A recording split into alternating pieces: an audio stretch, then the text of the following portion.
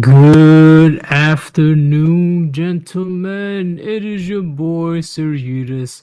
Welcome to today's stream. I told you guys I'm gonna be back the next day, and now that I think about it, it's been forever since I've talked to you guys one on one.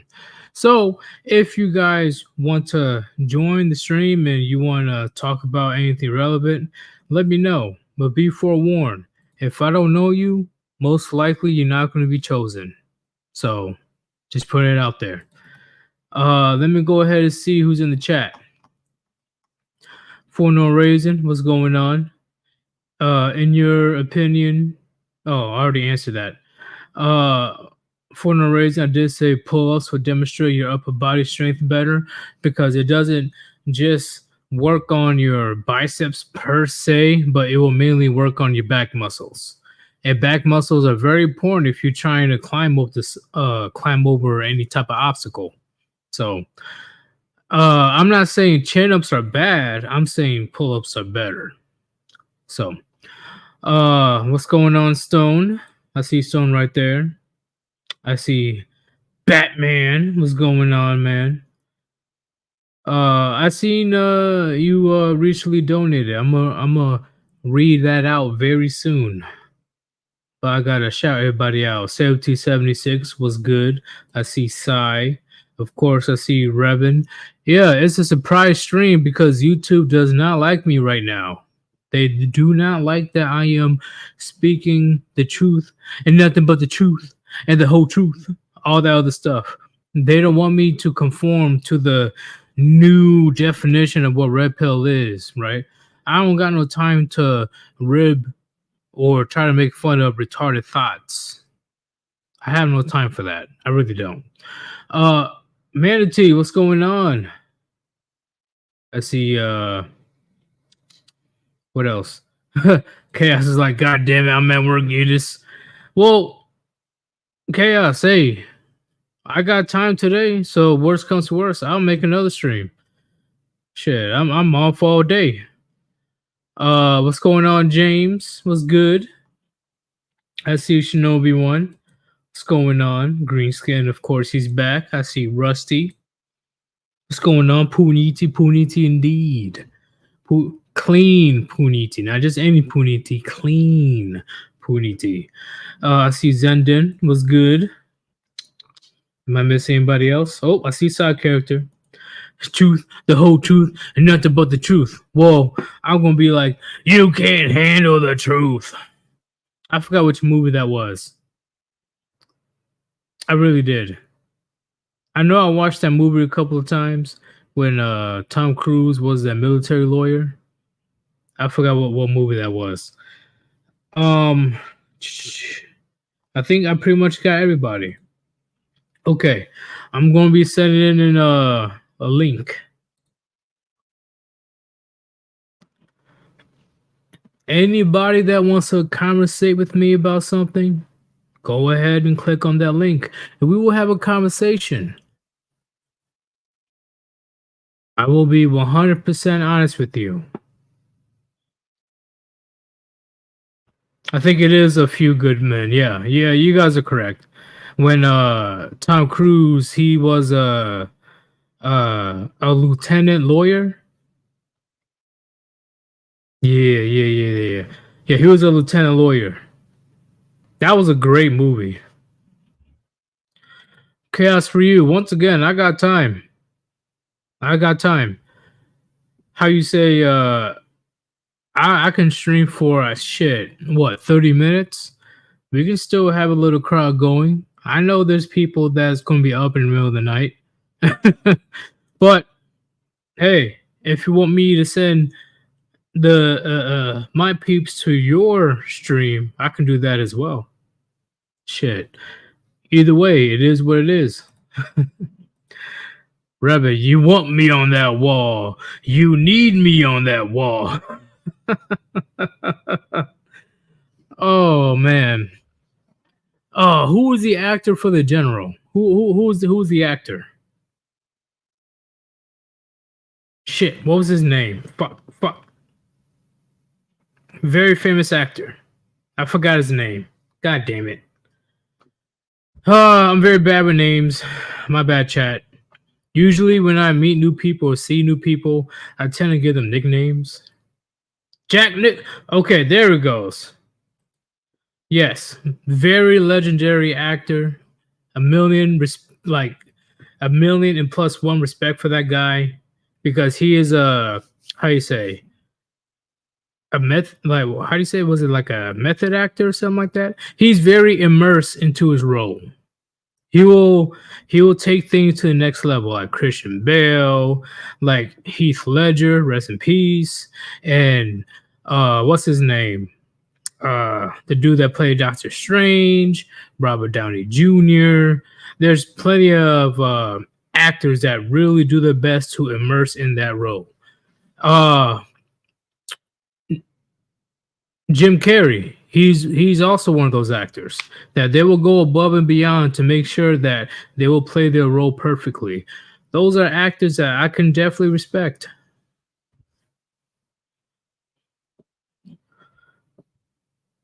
Mortician said, I heard that Tom Hanks is a pedo.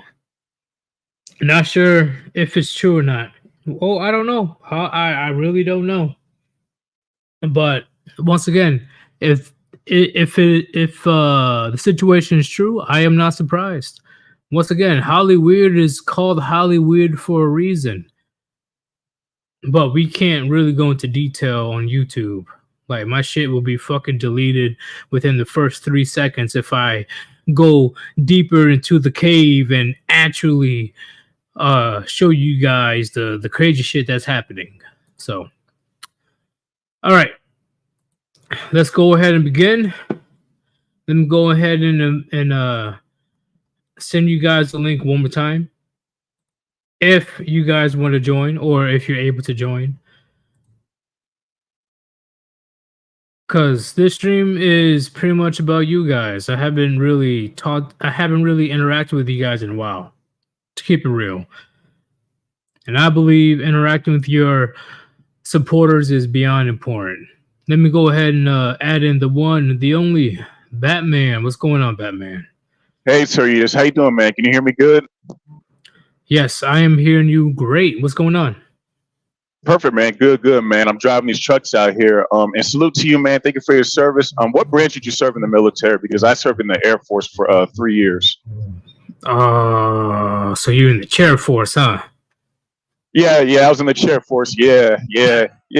Hey, man, I get those jokes all the time, man. And I don't want to hog the thing for too long, man. I just tell people. It's all good. You're pretty much the only one that accepted the invite, so you got plenty of time. So I served in the Army. Oh, okay. Bet. That's what's up, man. That's what's up. I will tell all you guys this because, like I told the Mortician's brother in the chat, the military is so freaking cuck, bro. When I was in the Air Force, man, women were always favored. They always got the awards, and like, if you didn't kiss a woman's ass, you were labeled a misogynist. And like, the military is so. I'm like, how did you make it a sergeant in like 2 years? Yep. I'm like, what's going on here? Like, wait, what the fuck? Yep. And like, for example, go ahead. I'm sorry. No. You got an example. Like, I'm willing to hear it. Oh, my bad. For example, the maintainers be fixing the F-16s and all that shit, and they be in the hot sun getting screamed at. We all know how the maintainers go, right? But the woman in the office, in a cool office, air-conditioned office on her phone, she gets all the daggone awards because she's near the commander's office. So, and that's how the military was, man. And I'll tell you my Red Pill journey. My Red Pill journey was back in 2019 at Grand Forks Air Force Base. I was dating a single mother. Yep. Well, you were dating. Well, okay, I can't really blame you. If you were in the the blue pill journey, I can't blame you.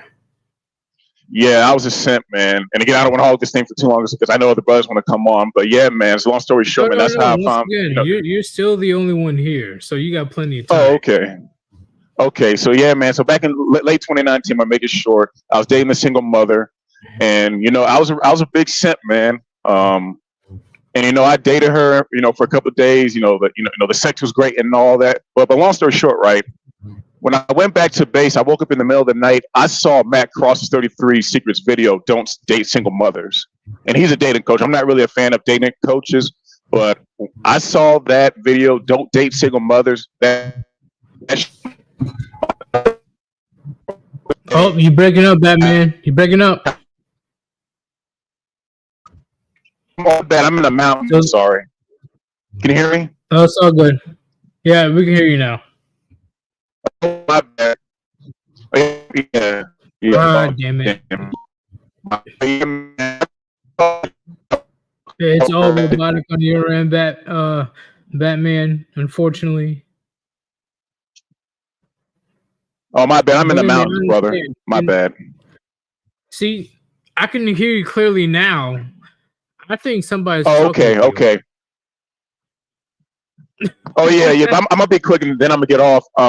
But yeah, man, I'm MGTOW. I've been MGTOW since 2020. You know what I'm saying? You heard that part, right? You hear me now? Of course. Yeah, I can hear you. Yes, so I've been MGTOW since 2020, do my own thing. I plan on going to Guadalajara, Mexico. So I got my passport since 2017. So I'm gonna be traveling this year, and I'm enjoying my life, man. I'm not getting married or having kids. I got a vasectomy last year, so I'm living free, brother. I'm living free. But you know what's the crazy part? There's plenty of families out there that are really convincing their sons after they busted their ass, right? Like they're in their early 30s and they're starting to get their careers going, right? Things are looking good. Mm-hmm. Yeah. They're really trying to encourage their sons to buy property and get married. Fuck no. Crazy. It doesn't make sense. Do not do that. No. Like, I'm 28 years old. Yeah, my parents be getting like, "Oh, you should get married." I told them, "Nope, I'm not doing it. I'm MGTOW for life. I'm bachelor for life, man. I'm gonna travel the world, do what I want to do, play my video games, and have fun, man. And that's it. And also, sir, yes, I know this is kind of but I want to, this guy named the Bass Pluto. No, is he a YouTuber? Oh yeah, he's a YouTuber. He's a Black Pill Doomer. I just want to shout him out real quick to you because me and him were talking behind the scenes. He wants to interview you in the future because he likes your content, and so do I. So if whenever you are available, I can let him know because he has a tight schedule. So he really wants to interview you because when it comes to like anime and how the Black alternative women they don't like Black men and all that. So it's a lot, but I just wanted to point that out. But yeah, man. So I want to ask you this, Soritas. Go ahead. No, don't end it just yet. Because I do have something to say, if you don't mind. Oh, go ahead. I'm sorry. So when it comes to this current situation, when it comes to dating and getting married, right? So let's say that if you had a son, right? And let's say if you had a son that's of age right now in 2024, and he is able to get a very good job. It doesn't have to be like oh, he's making $500,000 a year. Let's say he's making $75,000 a year. Would you encourage him to get property and stuff, or would you encourage him to, hey, you know what? You're not tied down at the moment. You already know how the system is when it comes to men. Just go out there and explore the world because it's just you. So technically, it will be pretty cheap. Go out there and see what the world has to offer you, and I will almost guarantee you will find a woman out there outside of the Western world, right? Not just the United States. Forget Canada. Forget Europe. Western Europe. Sorry. Go to places like I would say Russia, Southeast Asia. If you want to be bold, go to the Middle East. But at the end of the day, all your hard work will be appreciated way more elsewhere than what is going on right now. What do you have to say about that? Oh, I agree. I plan on traveling. I plan on living overseas in the future. I don't know which country, but that's a better idea because of the law situation. Gentlemen, if you are going to get married, like Sir you just said, do it in a country where the laws are more in your favor and are more just and fair. Because, for example, in the Philippines, you can't get a divorce. In the Philippines, you can't. Like, But for that means you example, gotta keep your eye open sometimes when you go to sleep. You know. oh Yeah. yeah, because I'll be honest with you, sir, I don't trust none of these females, and to me, and it's just my opinion, they're all the same to me. That's just me, and my saying to everybody is they're just not good people. These women, these modern women, are just not good people, sir. They're Yeah. really fucked up, and Yeah, this is why I tell people all the time. They tend to mess up the message that I try to put out there. All right, I'm not saying be a fucking idiot and marry some random bitch in a non-Western country. And that's not what I'm saying. Always be red pill wherever you go in the world. It doesn't matter where you're located. Okay, women are women. Okay, just like how men are men, women are women. The United States is going to learn the hard way very soon, but with majority of the world, men are men, women are women. And when it comes to women, guess what? Unfortunately, when you give them an inch, they would take 200 million miles.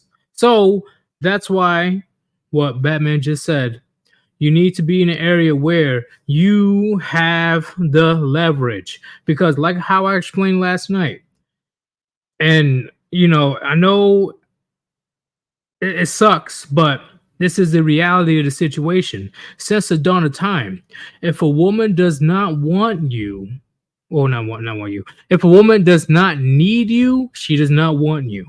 I repeat, if she does not need you, she does not want you. Like we already put up a couple of memes before, right? When a man starts to get the resources and status and all that stuff, he's thinking about his family. When a woman starts to get all that money and status, she says, I don't need a man. It's been proven time and time again. You cannot dispute otherwise. I really hope I do have a hater in the chat to try to debate me. But Batman, do you see where I'm coming from? When a man gets a lot of yes, money sir. and status, he is thinking about his entire, not even his family, his homies too.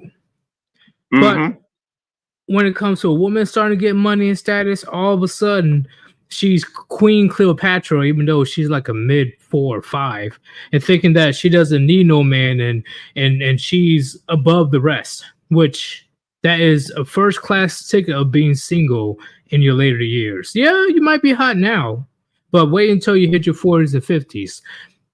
But how what was the old saying goes?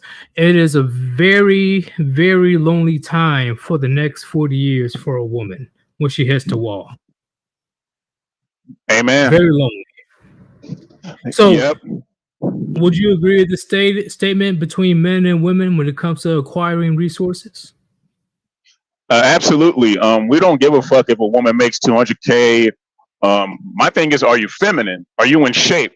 Fellas, the majority of the women in America are big as fuck. AKA in the base Pluto's words, big as hell. They are big as hell. And I gotta say this, Sirius, into everybody. And this is new. I know a lot of people say female nature. I gotta be honest with you, Sirius, I don't think it's female nature. It's premeditated. And what I mean by that is women purposely, we all know about the dual mated strategy, right? So women do shit premeditated, like, okay, I'm a fuck the guys while I'm young and hot, while rejecting the good guys that I should have been with. And after I have a couple kids, get fat, now I'm going to settle for the guy that I should have not rejected because he's got money, he's gotten resources. So these women do it on purpose, consciously. Conscious decisions, man. I'm telling you, brother, it's premeditated. Premeditated. I agree. No, I'm not excusing their behavior. Like once again, what like okay, here's for example, Batman. Majority of men are horny as fuck, right? Doesn't mean they have the right to say, hey, you're gonna have sex with me right now because it's my male nature. Bring that booty over here. Like, no, you can't do that as a man. So I have that same expectation for women. Just because you have all these options at your disposal, you can fuck all these dudes that you want to do, and you want to take advantage of all of these sugar daddies and these fucking lonely simps in order to make $100,000 a month. Doesn't mean you're going to escape the criticism and consequences of those actions. Yeah. Right? Like same with the man. That's like true. You really think a man is gonna get away with hey girl, I'm horny as fuck. I'm bringing that booty meat over here. Like, no, he'll get beat within a couple seconds. like, Yeah. like you And can't be saying that shit. Sir Yidis, they don't even want us to travel, bro. I'm going to Mexico this year. I gotta be careful and make sure I don't even see a black chick on the damn plane. Because I'm telling you something right now, Sir Yidis, white women are in on it, especially these black females, bro. They do not want men that are not desired. I mean, I had females when I was in the service and everything. I'm not saying I can't pull, but I'm supposed to be the beta bucks in their eyes. And I'm like, no, I'm not gonna be the beta bucks. I'm not dating no single mom. I'm not dating no fat chick. I'll just go MGTOW. Oh, that's Simple funny solution. because I definitely clapped a lot of snow bunnies in the barracks, right? You know, Yeah. Remember the those barracks days? bunnies. Hey, I'm telling you, unfortunately, don't snitch on me. One of them was a staff sergeant. And do you think I cared when I was 20, 21 years old? I didn't give a fuck. No, I'm like, of course bring not. that, like, go ahead and twerk this way, girl. Come on. I know you're pretty much like 26, but hey, you're still fine as fuck to me. I don't give a fuck. I'm trying to smash. And then Hell turns yeah. out the next day you found out that your homie smashed too, like Eskimo brothers. Yeah. Yeah, man. But at the end Man, I of the miss day, those days. man, bro, women are so see, this is why I don't get the hypocrisy. This is why I don't get the fucking hypocrisy. Women want to demand this and demand that, and men had to make around $50,000 a year in order for them to qualify, even though like the women themselves are like just like a 4 or 3. On top of that, women want to say, hey, you got to make $100 grand, you got to be 6 feet, you got to do this and that. But behind closed doors, gentlemen, guess what? Any attention is good attention to women. That's the best way I can say it. You really think they give a fuck behind closed? See, gentlemen, they only put those standards up when they are ready to quote unquote settle. All right? When they're not ready to settle, they will take as many slongs as possible. As many slongs. And don't worry, I was definitely I definitely double wrapped my shit. I made sure that I didn't catch anything just in case. I put 2 of them. I don't give a fuck. But what I'm trying to say, what's up? Oh, I'm sorry. Go ahead. No. What I'm trying to say is, gentlemen, when it comes to all these things that are happening in society today, don't see. I think the biggest thing that we fucked up on is listening to women. And my grandpa told me that often before he passed away. He told me that often. Like, that's where most of you guys fucked up. You started listening to women. Why will you listen to somebody that literally has no logic whatsoever? None. Damn if you do, damn if you don't, if you take women seriously. Yep. And that's why the military's fucked now. And I'll be honest with you, and this is my opinion, and in regards to, I don't think women should be leading male troops in the military. I do not believe in that. And I don't believe that women should be fucking generals making decisions that can put our lives in jeopardy. Who are you going to trust? I'd rather trust a regular civilian dude to make a logical decision versus a 4-star female general that put on those 4 stars because she has a coochie. You know what I'm saying? That's why this world is so fucked up. Homie got pissed off because recently, since female soldiers are allowed to enter in combat roles, he had a female platoon sergeant in infantry. He's like, what? Like, no. She is the quickest person to hide behind the entire platoon when shit pops off. No. Yep. No. Because 9 times out of 10, a man that is in charge of his platoon, he is charging head first because he has to lead by example. Like, I'm telling you right now, chat, leading by example in the military is the number one thing. If you cannot lead by example, your career is beyond fucked, or worse. Mm-hmm. Women are just Like, not good natural born leaders, and that's okay because everybody has a role. They're just not natural born leaders. I just can't, like, if we have boots on the ground and we have a female general and the enemy is about to attack, like, what's her plan? You know what I'm saying? Because I'm saying that's a female's response, you know. Nuke those motherfuckers. Throw in the nuke. Nuke them. Oh Nuke 'em. yeah, that's No. facts. And so I gotta be honest with you, and fellas, the Republicans are really pissing me off.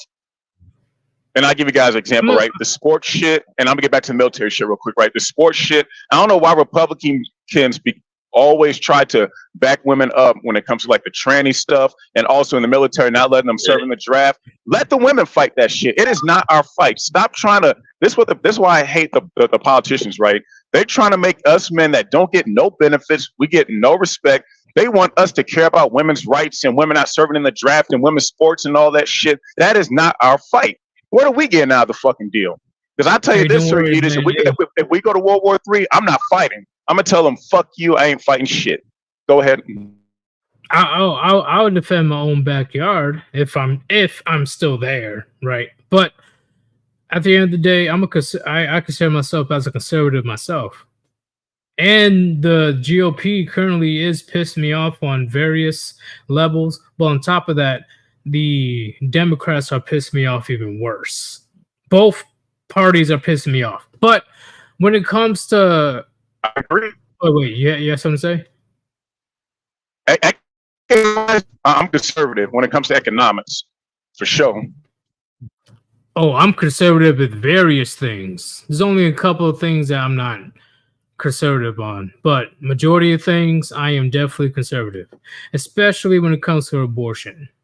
Like, I don't want people trying to argue me with that bullshit. That shit is the stupidest thing that I ever heard. That shit is a thing that definitely is not used as it was supposed to be. AKA, guess what? Abortion is not a birth control.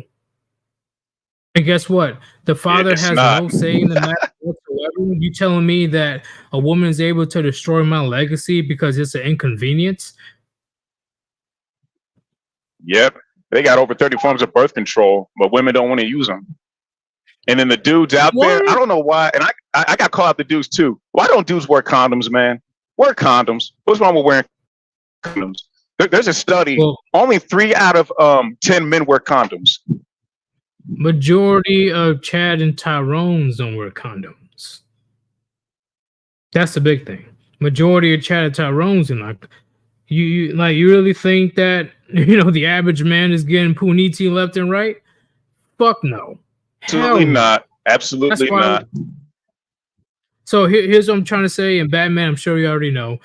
Women that wants to take their anger out on average men, they're projecting their experience from Chad and Tyrone.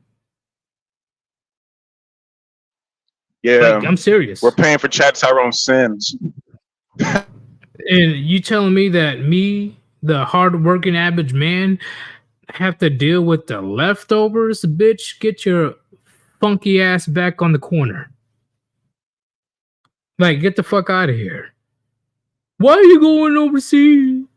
What do you mean? I only killed your child a couple times. Ain't that much a big deal.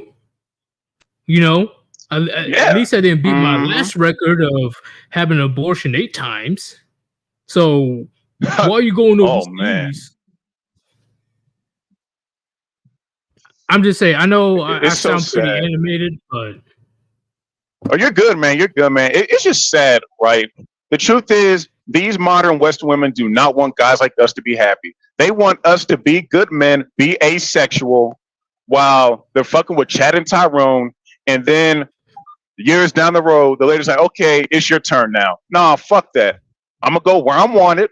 I'm gonna shop at a different grocery store, get what I want. If I like it, I'm gonna purchase it. You know what I'm saying? I will not be the beta bucks. That's why these females are mad that dudes are going overseas, because those guys that they do not want, they are supposed to be the beta bucks.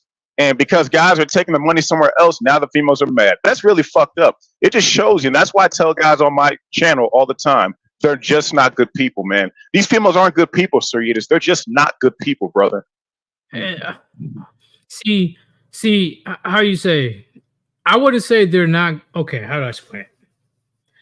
Yeah, a lot of them are not good people, but I would say it's because they are very misguided. Like they're very misguided, or they have no guidance at all. I was still holding understood. But yeah, and into which is on. I feel you, brother. To me, when I see the same thing over and over and over again, this repetitive pattern, it's conscious, brother. They purposely, they know what they're doing. Because when you see the same thing over and over and over again, I'm like, wait a minute. Yes, they are misguided. They are brainwashed by feminism. But also, these females know what a good man is and who isn't. They should know this. Yeah, that's why we have a bunch of old women, you know, from the 1960s and 70s crying their eyes out today saying that feminism lied to us. Ooh. I'm like, no fucking shit, you goddamn retard. Like, are you serious? And don't even try to tell me that men didn't tell you throughout your life saying that you're fucking up. Don't even dare. Because I guarantee you, men and probably a little bit of women throughout your lifetime are saying that you're going down a road that you don't want to go. You don't want to do that. See, it's different for a man. Like, let's be real. When it comes to family, do you really think that family is really that pressured if a man decides to, you know, not have a family in their 20s and 30s? No. Why? Because men and women are different. We've known this since the dawn of fucking time. Women have a time limit. It is what it is. They have a fucking time limit. And their prime is between 18 to 24, 25. That is literally their fucking prime. Like, and we tell them over and over and over again, not just us, but generations before. Now you want us to feel bad for you? Stop. Yeah, true. Like, yeah.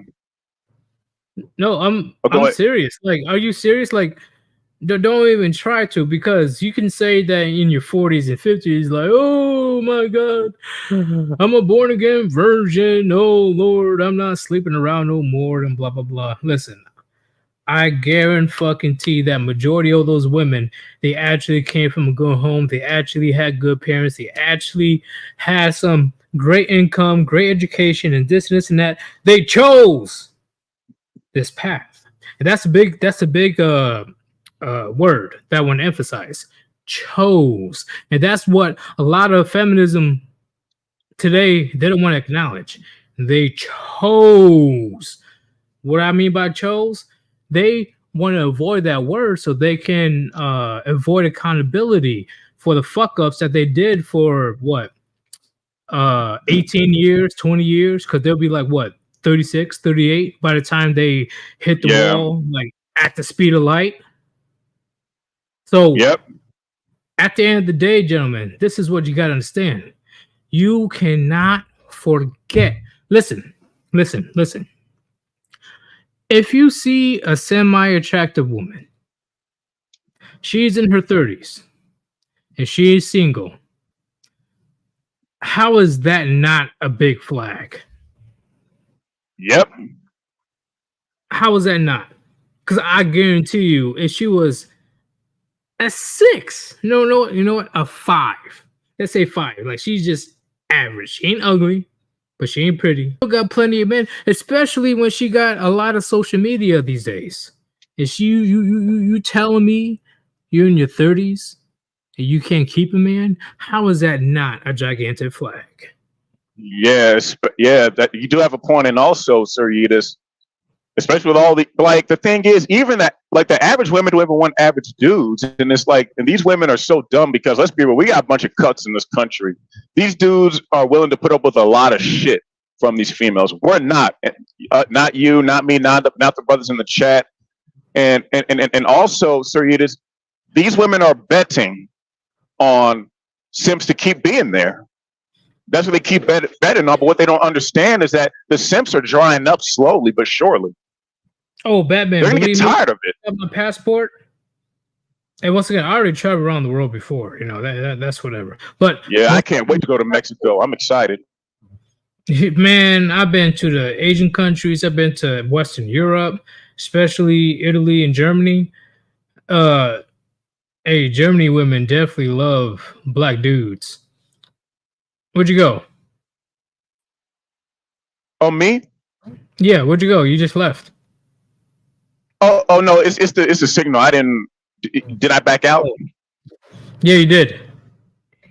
I'm near the mountains. I'm in Utah. I'm sorry. I got 5G right now. I can hear you. I'm sorry. Yeah, fuck Utah. But yeah. I have a bad experience when it comes to,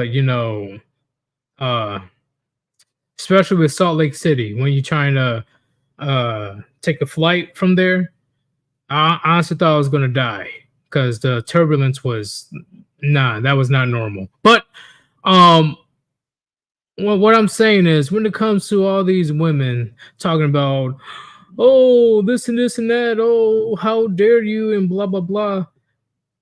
We have all the evidence in the world. Guess what? Not only all the evidence in the world, they literally put the evidence on social media for us. We don't request it. We don't demand it. We don't interrogate. They purposely air out their Jezebel behavior for the entire world to see. And then they act shocked when they're just treated like a 304 and nothing else. Like premeditated pictures, yeah, like half your pictures is just you in yoga pants, and that's the most clothing you put on. But half your pictures is putting on yoga pants, and there's nothing but ass. I don't even see your face, just ass, like literally nothing but ass.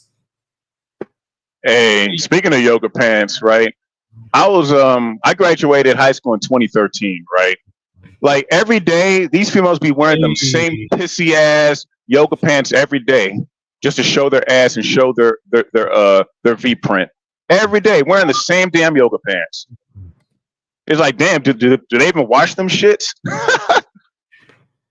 Man, I don't think they do. Really, I know they're the same ones that were eating the fucking hot Cheetos and shit and drinking those Arizona teas.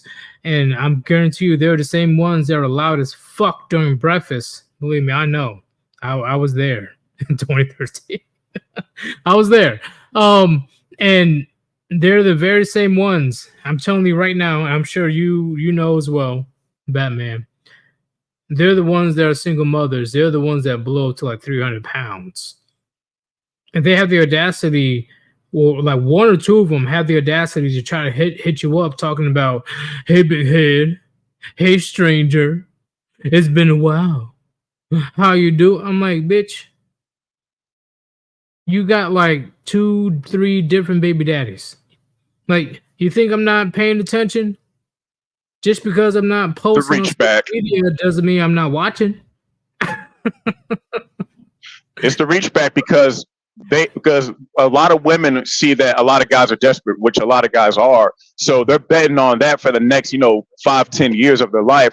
Oh, these guys that keep simping over me, they're still going to be there. That's what they're hoping for. And I'll tell you this, Sir Edis, you know about the Freaknik thing, like black women being freaks back in the 80s and 90s. You remember that? They were fortunate. They were fortunate that the information that we have didn't come out back then. They got away with it and settled down. But these females nowadays, they can't get away with it because the information is worldwide now. Hey, but Freaknik is coming out, like, it came out recently, right? Like various clips. It came out recently. Like, so your grandmas or your little aunties that you have out there, gentlemen, if you got some black aunties or some of your grandma,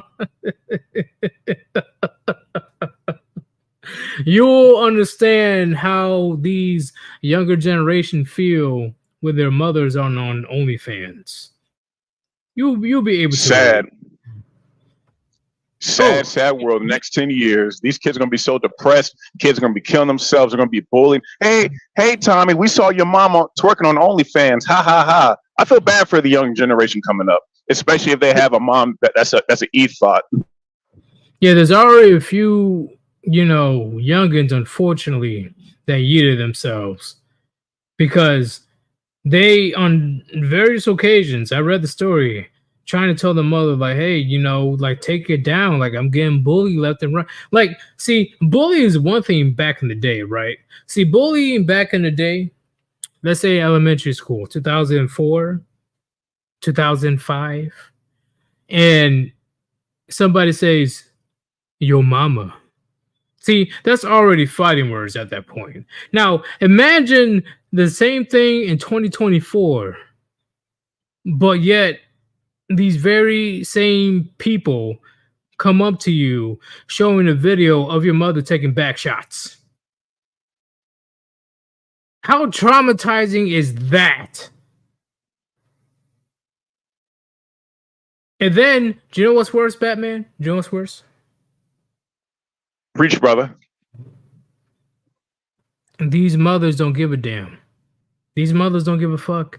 They gave the most horrid excuses like, oh, this is how the bills get paid. Oh, do you want to get your education?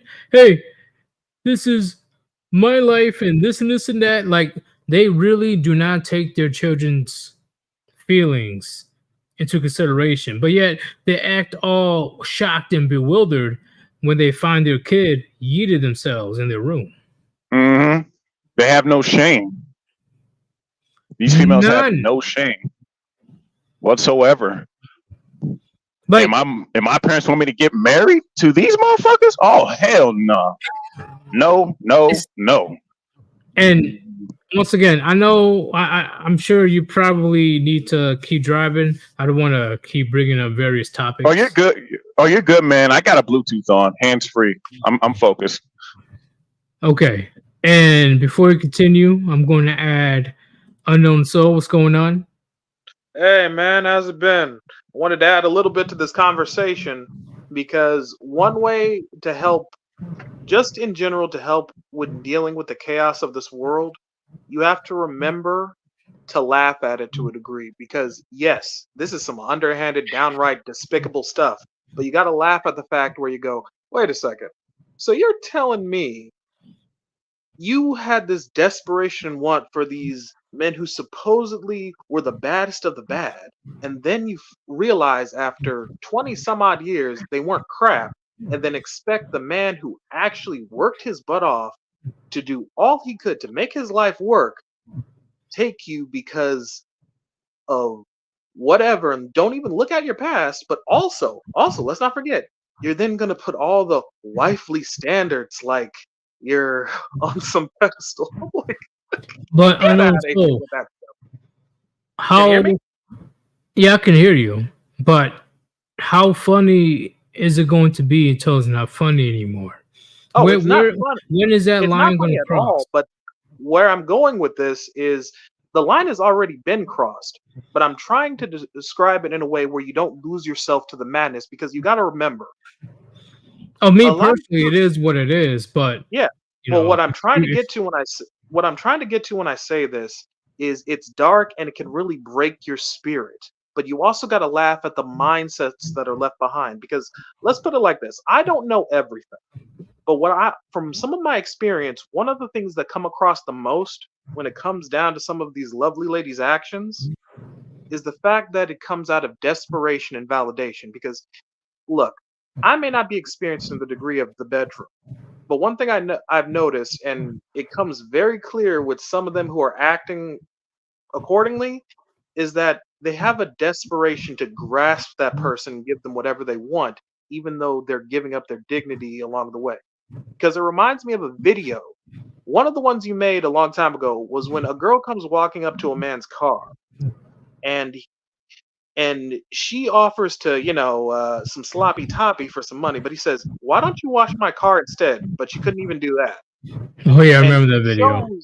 And what it shows is the metric of how they only view themselves worthy in the sense of the bedroom to the highest status persons, but when they realize that person doesn't have the best, I know. So I gotta stop you right there.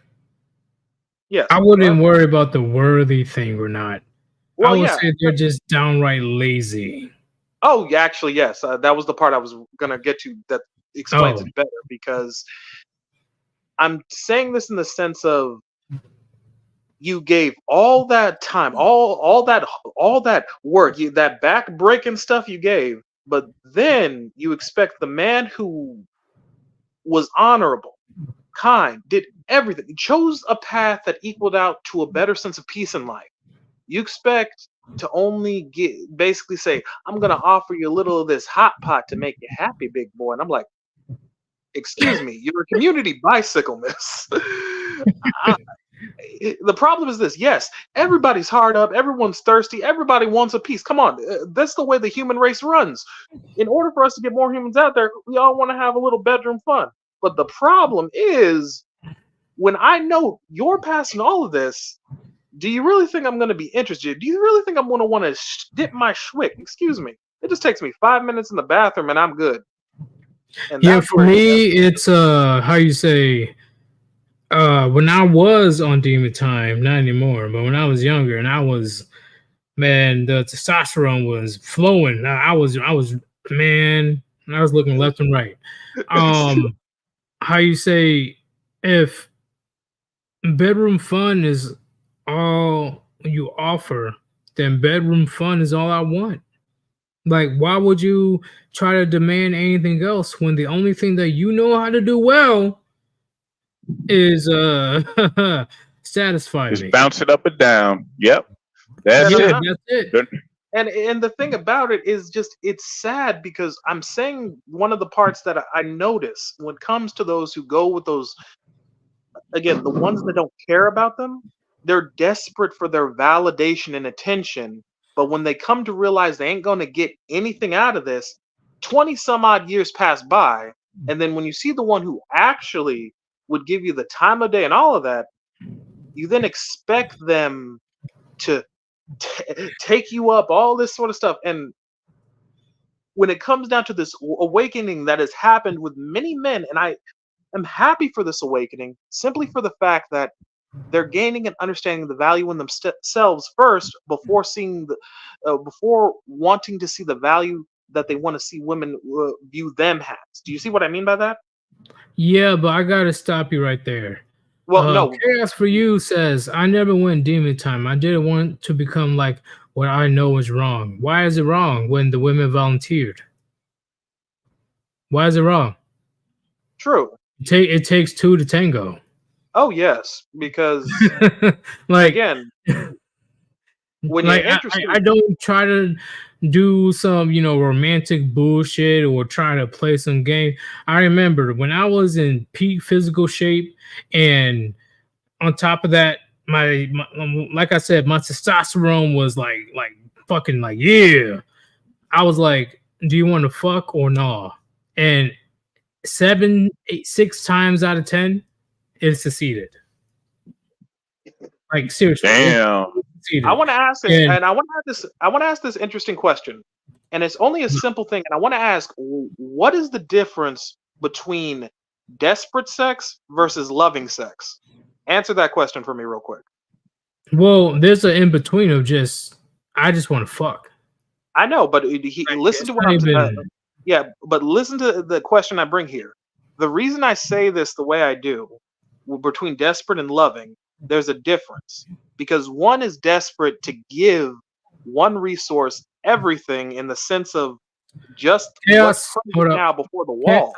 Chaos, but I see what you're saying, but like I said, I was young, I was out in the world, I was traveling around the world, and the last thing I thought about was controlling my biology. Right? Like what the Bible said, be fruitful and multiply. Oh, so, yes.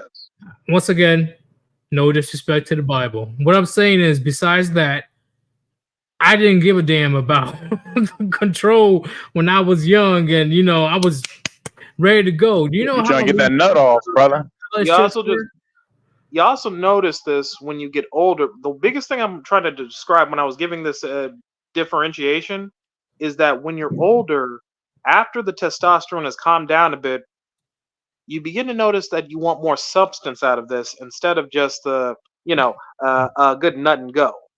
Agreed. I'm not going around. I haven't been like going around like that in years. You know, I'm just chilling. And the way you know? and the way I put it from my experience, and I'm only saying this in a simple case. I never got out there in the sense for a variety of reasons, but one of them is also from what I watched going on, specifically, let's say with a family member I knew in the past. I will not name him. Unknown souls. Pause right there. One more time, then I'll let you finish. Shinobi One says these thoughts are multiplying. Listen, I don't give a fuck if they're multiplying or not. When I was 19 or 20 years old, I'm just trying to fuck. Damn. Yeah. When you're 18, that's where your testosterone's at its high peak. Like, come on, man. Like, you honestly think that an 18 or 19-year-old is thinking about, oh, well, maybe I'm just trying to see if she has any type of substance. Maybe she's wifey material. No, I saw a fat ass, some nice ass fucking rack. And I'm like, all right, you're my target. Let's go. That's it.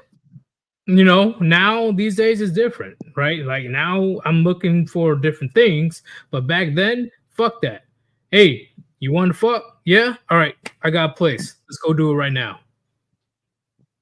Like once again, as a young man, 18, what's up? Future's Trap House. Well, like I said, 18, 19 years old, especially when I was in college, like I didn't give a damn. Like, of course I protected myself. Like, I ain't like that fucking stupid. But what I'm saying is, at that time, guess what? You guys already know. If you send, if a father send their daughters to college, good fucking luck. But I was over there, women 18 to 21. I was 18 or 19. They were all on demon. In fact, when I was 18, shit, at one point I was messing with a 31-year-old. Giving them, clapping their cheeks. I didn't give a fuck. But I'll reference it the way my friend put it. I want the nut. Like, yeah, I don't give a fuck about being fruitful.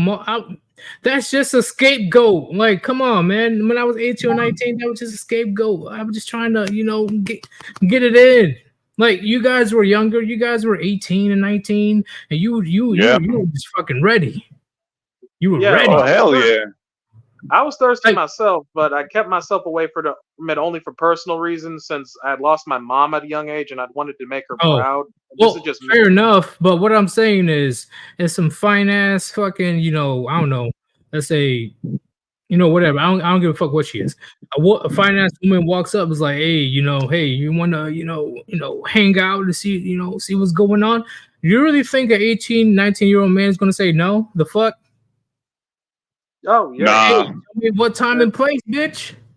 I still remember the time when I was at a Starbucks and I just caught conversation with this one blonde lady. But now when I think about how she was referencing and looking at me, she might have been thinking me of in the sense of a bull. I'm not saying that Chaos is wrong, but Chaos, you gotta understand, when you're at that age, and I'm sure you understand as well, Chaos, there's a lot of things that young men will most likely how you say? Yeah, okay. Men that are 18, 19, I'll say all the way up into 25, when they're offered booty, especially from a fine ass female, you really think they're gonna refuse? Forgive me for this, but I'm just gonna add it in. Booty is more important than food. Booty is more important than drinking water. Don't give me At the end of the day, man, and it just go when it's about to go down. You gotta remember, she tells you she likes you and she wants you, and you just go, "We can do this the easy way or the hard way." Yeah, the choice is yours, and she prefers it the hard way. Oh God. Okay. Hey, let me stop. Chaos. I'm not saying that you are wrong. I understand, but what you have to understand is, from 18, 19-year-old, unfortunately, whether it's wrong or not, that is a great excuse to clap cheeks. Oh, so yeah. the woman is like, hey, man, let's go back at to the my end of the day. Or you go to a college party, you got two females. It's like, hey, you know what's going on? Hey, I like you. You really think that young ass man is gonna say no? Stop. Your Nah. obese heart swelling when it beats hard telling you to freak, not willing, but like a beast, you're yelling. Like once Hey, again, at it's the end of already hard you guys enough. can hear me, right? Yeah, I can hear you, but I gotta say this real quick. It's already hard enough for a lot of men to even get to that point. Now, imagine these young men, 18 or 19, that are able to get past first base and beyond. You really think they're going to refuse at that? Fuck no. Nah. Hell no. As a young man, enjoy life, man. Just be safe. Just be careful. If guys want to get some cheeks, do that. If you don't want to deal with it, don't deal with it. At the end of the day, as a man, you got a choice. You know what I'm saying? Once We're about again, your freedom. I We're will about say- your paper. Yeah, I'm good. I'm good. I was Yeah. safe about it. I wasn't like fucking random bitches left and right. But what I'm saying is, when the time is right and everything is good, what am I gonna You hit really me. at 19 years old in 2015? No, that's when I was a senior. 2012. You really think I'm gonna be like, no, you can't do that to me. I'm a child of God at a party college? Come on. You know what, Sirius? I'll be honest with you, bro. I know some guys are Christian and all that, bro. Even Christian females be fucking around. Like a lot of people be fucking. When a woman says, "Oh, I'm a virgin," they I'm a work. virgin. That's a Forgive lie, me for bro. this, but excuse me, church females are freaks. Yeah, religious They women are. are the worst. I know personally. Yeah, Excuse me, it's all that man, repression. man, It's all these- that other stuff. Excuse me, we have a category of naughty Catholic schoolgirl going around, and I'm like, dear God, basically, Father, I've sinned and come short of the glory. Let me show you my glory, darling. Chaos says, bro, I was 18 at one time too. I know the struggle. I guess I was built differently. Yeah, you were definitely built differently. I am not judging you if you Same did here. not. Yeah, Same I'm not here. judging you if you did not smash. I'm telling you right now, a lot of men in the Yeah, it's up to you. If a woman, especially in college, right? If a woman is like, hey, what's going on? Want to see what's going on? A lot of men are not going to refuse. They won't. There are Because this is comments of probably their women- one and only chance to clap cheeks. See, there are comments of women who would straight up say in college, I saw this one junior and I decided to greet him on his first day by sitting on his face. And also, I gotta ask, why would you want someone to sit on your face when you're directly in contact with a pooper shooter? Yeah, all I'm saying at 18 years old, if these women are traditional, don't expect me to be traditional. Especially when I was 18. I don't give a fuck. I don't give a fuck. I was on demon time. I don't give two fucks. If these women aren't really here trying to have their hymen intact and waiting for marriage, why the fuck do I why do I have to be the righteous at 18 years old? Get the fuck out of here. Especially when I work my ass off for the next 20 to 25 years and actually get into a career that makes a lot of money. You really expect me to be this holier than thou motherfucker? Get the fuck out of here. I agree. man. I agree. I agree completely. I may have not been out there in the sense, because again, I'm still a virgin and I'm waiting one day, but I don't know when. But I still agree because, come on, we live in a society that expects us to work our asses off to death. You're honestly going to tell a lot of these other men that, oh, just wait until this special moment when I'm like, but aren't you going to say the same thing to women? No, they're in power. They can do whatever they want. Until- Man, I gotta be honest, man.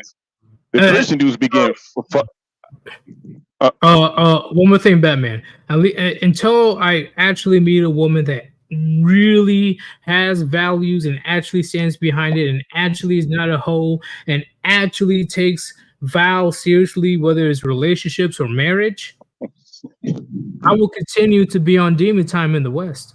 When I go overseas, that's different. But here in the overseas, West, I'm gonna be the demon. I'm not marrying none of them hoes overseas either. well, what I'm saying is, I will also it'll say watching be- back overseas. unfortunately, it will be easier for me overseas, right? Because you really think who would you rather have? Let's say hypothetically, if you're gonna get married, a wife overseas or a wife in the United States? Oh, definitely a wife overseas. That's what I'm For saying. sure. So unfortunately, even though there are still risks, if I want a family, And, I'd and rather they're see hoes the too. kids overseas. I mean, It's well, just of bad course, I'm that not going to wife a hoe.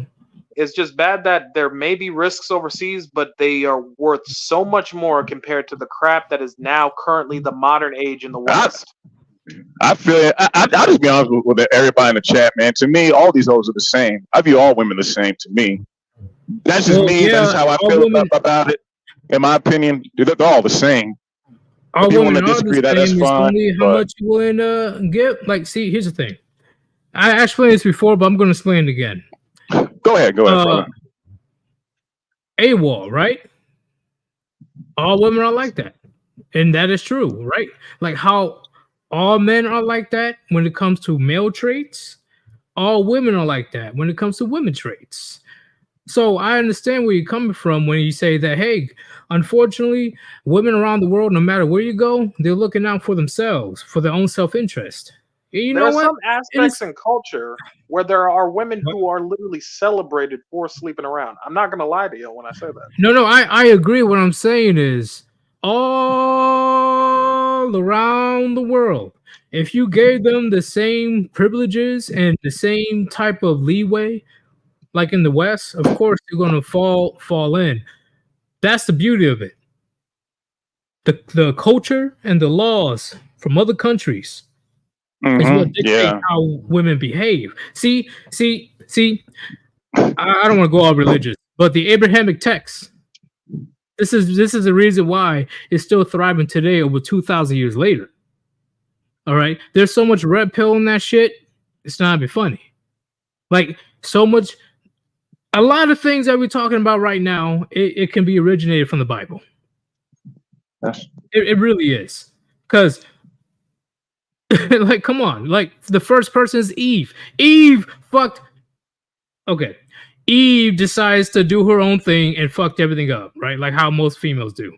So now, right now, in our current times, we gave women the right to vote. We gave women this. We gave women that. We gave women a right to their own credit cards and all that stuff.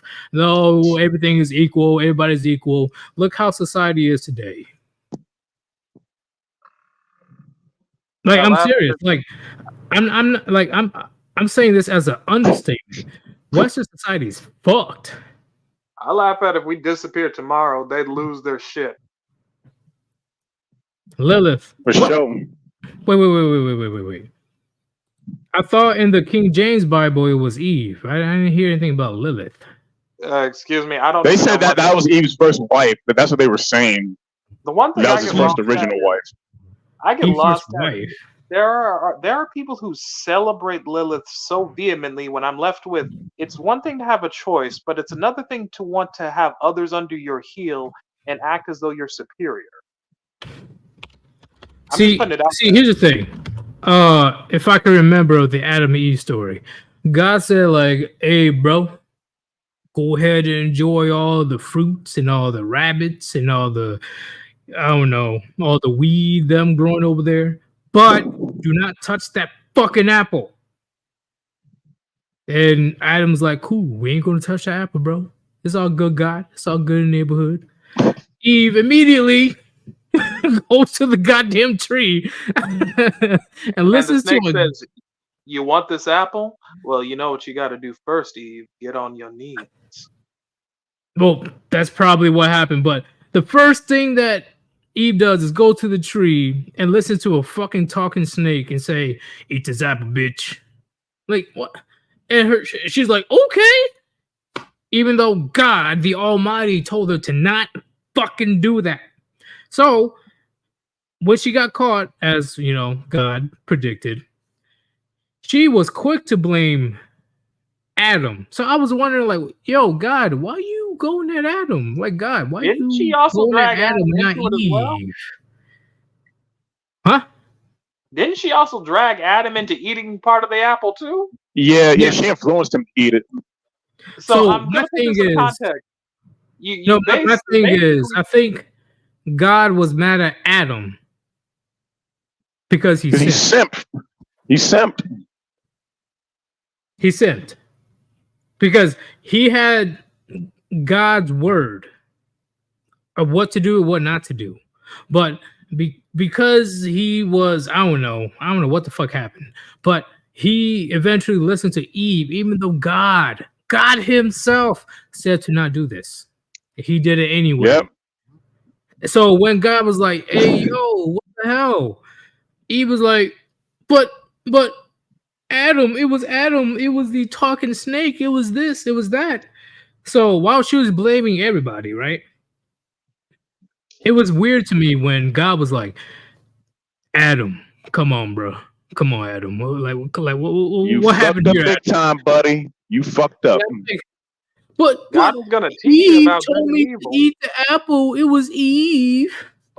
Like, you really think that's gonna fly with God? Like, come on, man. Come on. So, in my opinion, the original sin is sipping. That's a fact. That's basically what happened. Eve was like, "Hey, Adam, try this apple." I was like, but God said no. But who cares what God says? Just eat it. Okay, honey. Okay, dear. That's how a lot of these husbands today are. Happy wife, happy life. Listen to the wife, and everything goes good. Apparently, it didn't go well. That's why we have all this chaos happening today, all because a man listened to the bitch. Congratulations. You get a Let's prize even for add listening to the female. Let's But- even add the fact that angels had started simping because the wives of men were fair, and that's how Nephilim were born. Yeah, the angels were fucking the human women on Earth. Well, And I'm talking on okay, some that's demented stuff. well, that is different than going against the word of God.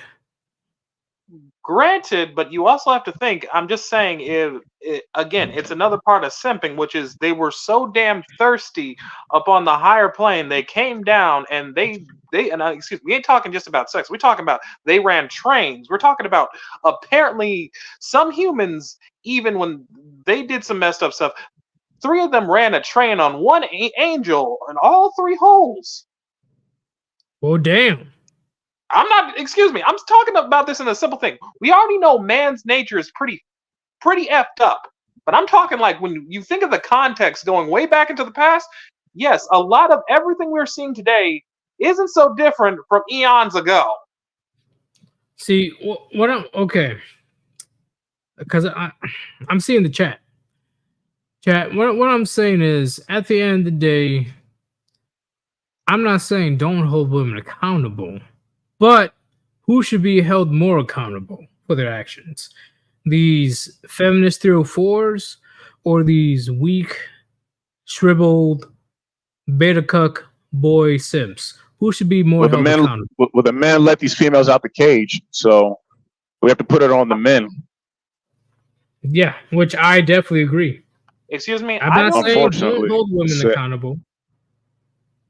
I only put it in an equality aspect where both parties have a hand, but the point is it's the parties who had the hand in it, not the parties who decided to stay out of it.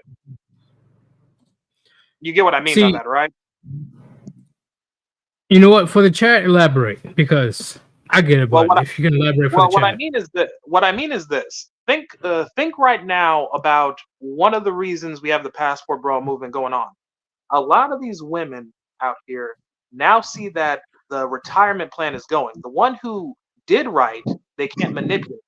The problem is this. By them going, then they're blaming every singular man. One of my biggest pet peeves out of all of this is that when there is a bad man who's done a woman wrong, the woman blames all the men. So men who had nothing to do with it. Let's put it like this. So let's say the guy who is just having a regular day, it is apparently his fault that Chad didn't accept her, and you're all horrible people and deserve to die. And last time I checked, this guy has no involvement, but you're trying to pin him into it, just as when you're trying to bring this good man into a relationship with children that aren't his and tell him to take the responsibility for it. But if he doesn't, he's automatically a bad guy. What I'm elaborating on when I say this very clearly is I'm sick and effing tired of when you want to bring the entirety of a whole group when the actions of one you made the choice on, not me, not the guy next door, not anyone else. You made the choice to get involved with the select person that you, of all things, knew were not going to do you right, and then you expect someone to play cleanup crew, but because they don't want to do it, they're automatically a bad person. The person who spent their life making right choices, doing all the things to make sure they're good, you rather them be your mooch target. You rather deny them their own carnal urges. I'm talking so bad in the sense where you'd rather have them deny their own biology to make you feel comfortable rather than actually coming in communion together as the supposed husband and wife dealio. You see where I'm going with this, right? Yeah, Yeah, I do. basically, Oh, it's basically placing the sins of Chatter Tyrone on the regular men that have done nothing wrong for us to bear. And it's That's basically disgusting. what it is. It's effing It's sad. disgusting. So here's the big thing. Here's the difference between men and women, right? See, you know how women want to blame men for generalizing and all this, and blah blah blah. So when women make generalizations, is based on projection and or assumption. When men make generalization, it is based on data, statistics, and proof. Yeah, in reality. Yes, reality. So that is why when women want to make assumptions, they sound stupid. But when men make assumptions, it makes way more sense because guess what? And, A lot of men collectively agree based on what that man showed when it comes to like, yeah, evidence and, and data. yeah, and serious, I want to make a point, right?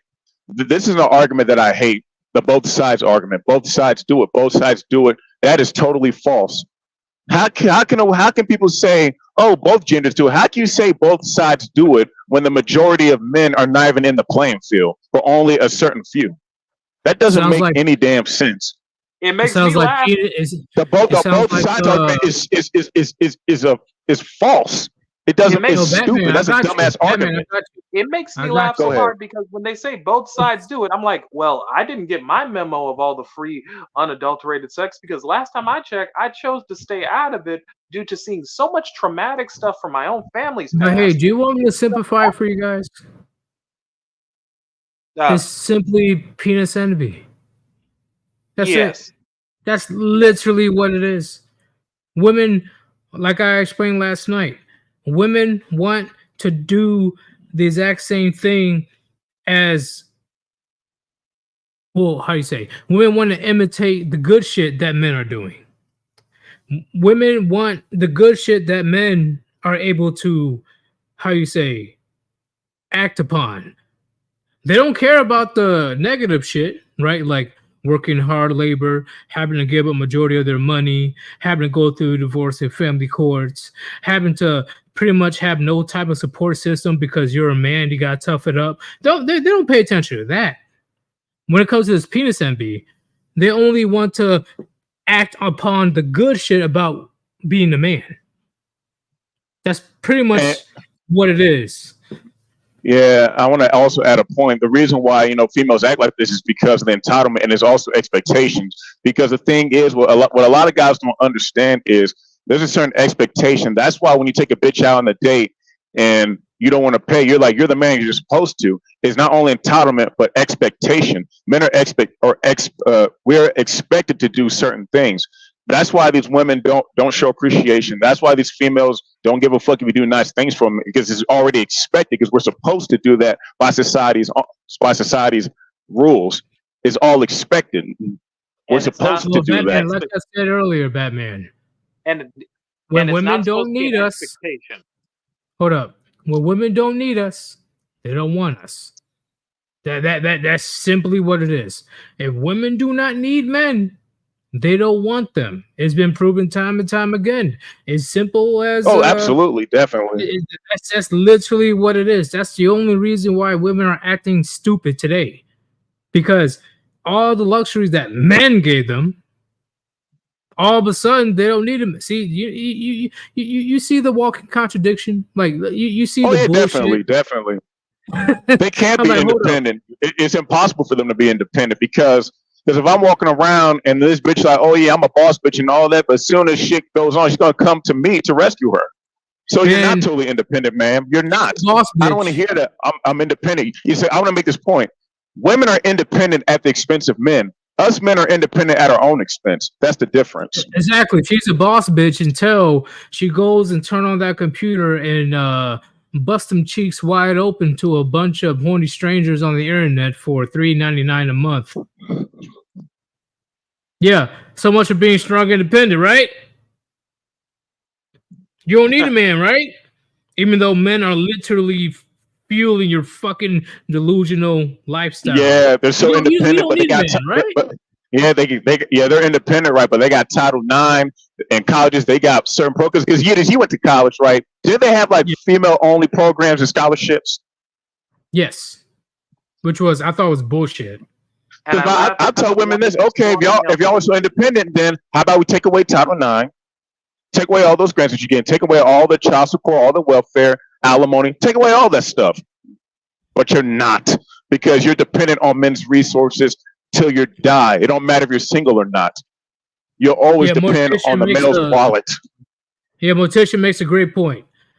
We don't need men when they're young and attractive and in their prime to where all the good men at when they're not getting the usual attention and resources.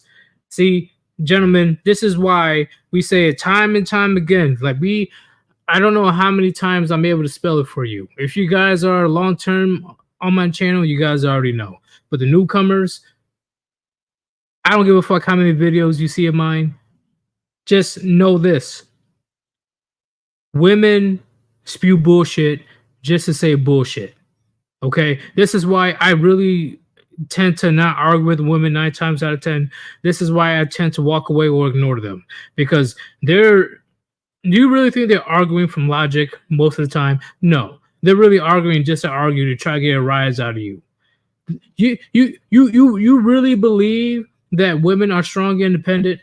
No. I really think they're just saying that so they're able to say some bunch of lies. They're trying to tell everybody else that they believe themselves of their delusional fucking dystopia of, oh, look at me, I'm a businesswoman, I'm this, I'm an entrepreneur. Let me bust out my fucking puniti and spread them cheeks to strangers.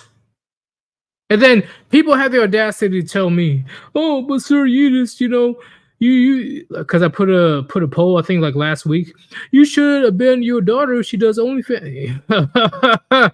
Don't fucking try me. But you know what, Sir Yudis and everybody, I'm not hoping this happens. We probably needed to humble everybody. If we go to war and things start going to shit, all that stuff is gonna go away. You ain't gonna hear about no feminism no more. You ain't gonna hear about no independence no more. If we go to war and bullets start flying around and nukes start going off and ship power going out, no food and all like that, that stuff is gone. It won't exist. Oh, excuse me. That is a guarantee, because when it comes to hard times and all that, then you expect us to war up, die up, all that stuff, just because you don't want to get involved. And I'm like, wait a second, but I thought you said, what do you mean? I never said that. Not a day in my life. Wait, I'm working in this kitchen now. I'm making you a sandwich. Shut up. Nope, it will be the same as the fall of Rome. What do you mean by that, sir? And TFM mentioned this. Shout out to the great TFM. He talked about this years ago. Wait, the fall of Rome? Yeah. Oh, okay. Yeah. A lot of men, they're going to be putting down their weapons. They're going to be putting down their shield. They are going to be doing nothing, or they're just going to walk away, or worst case scenario for the women, they're going to be joining the enemy. Yeah, they're going to have to choose a side because, like I said personally to you, Sir Yudis, I served before. If we go to World War III for some reason, I'm not fighting. If they say, hey, you got to go to jail, so be it. I'm not fighting for this country. Nope. Hell no. Okay, anybody here seen Cowboy Bebop? Yeah. Good show. Good anime. I'm only going to put one female up from that right now. Faye Valentine. Is that purple hair chick? Do you get the reference when I say that? Not really. What I mean by that is in the story. Remember back then in the story, Faye was a special case of she always used her sexual appeal and her approach to get what she wanted. And again, at the slip of a hat, how many times did she betray the Bebop crew? Oh God. Do you get what I mean by that? Yeah. Okay, I see what you're saying now. Like I'm saying it because look, the one thing that hurts me the most, and I say it when I try to also deliver again, I never try to be obliquist at this, but I say it because it's something that's sad, but a realization that most of them don't know. These females don't realize the power they have if they actually supported and stuck by one they truly cared about. They'd see that person flourish and become stronger than ever before, and not cold. But by not understanding that, by being lazy, by giving into all this stupidness, you then wonder why you're getting side eye from those who you might call on for help, because from all of the lies, all of the mistreatment, all the betraying, you then have a populace who couldn't even give one singular F about if you live or die, because guess what? That's the exact same thing you gave them. And you see, that's the one thing, right? I try to explain to a few females last year, co-workers and one family member. I'm like, the only reason that you have rights is because other men are protecting it. Afghanistan is a prime example, right? The United States have been going to war for over 20 years just so the women in Afghanistan are able to go to school. But as soon as Sleepy Joe was like, hey, it's time to get out, let's go, the Taliban was like, guess what? You have no rights anymore. How many women out there was willing to fight for their lives, willing to die for their rights? None. They were taken over within a week. A week. Imagine an entire country be taken over in a week. That's insane. So if Afghanistan is able to do that, just imagine if men in the United States was like, you know what? We're gonna backtrack a bit on the 19th Amendment. If all men, right? Not like yeah, including the simps and the beta cucks, all men is like, hey, you got no right to no more. How many women are willing to die for that? I don't think there will be that many. They're gonna shut the fuck up and say, okay, we'll submit. What can they do? What can they do? They can't do nothing. They can cry and scream all they want. They But you know gonna what's change funny? shit. The very same women, how you say, they want to spew out, oh, that's why we have guns. That's why we have Second Amendment. I'm like, hold up. Yeah, you just said You're a crying liberal. scream. You don't believe in Second Amendment. You don't You're a believe in liberal. guns. Let me give you Like- some PTSD. Y'all remember the feminist at the rally who was going, Yeah. Yeah. cry and scream.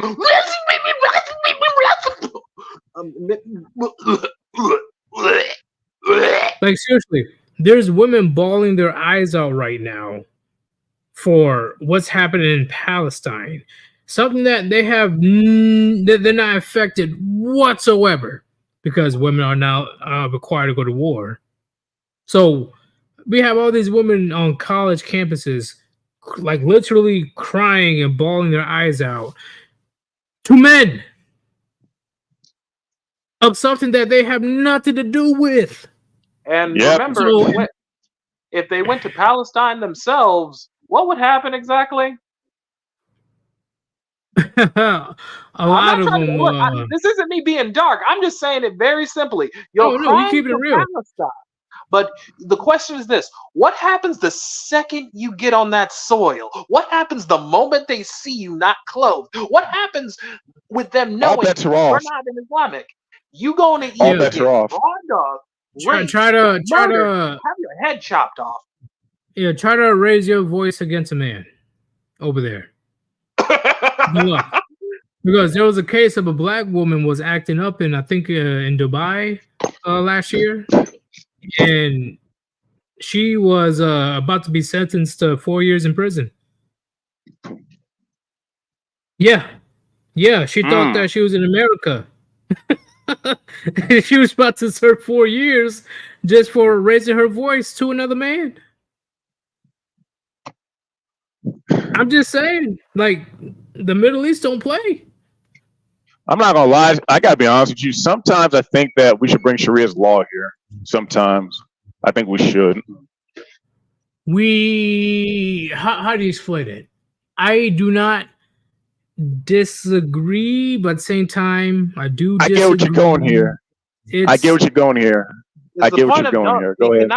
We cannot go with another extreme Yeah. just to supplement one issue that's again, there are a multitude of issues, but the extreme by going that far is not as favorable as we might think it would be, because when you think about the law that is steeped in a select religion that is, again, over a long period of time, and again, if you make one false move in any way, such as touch anyone's items or this or that, you get your hands chopped off. I don't think that would run too well. Well, personally, Yeah, if you're a probably thief, not. I'm talking about in a limited form of Sharia's law, not full Well, I'm power just saying, Sharia's if law, you're a but in thief, limited. if you're a thief, My No, fuck personal that. view, my Fuck personal that. view is very simple. You wanted equality. Here's equality. Do not back out no, now. no. Let's stop that shit right now. If you're a fucking Okay. thief, I believe in that treatment.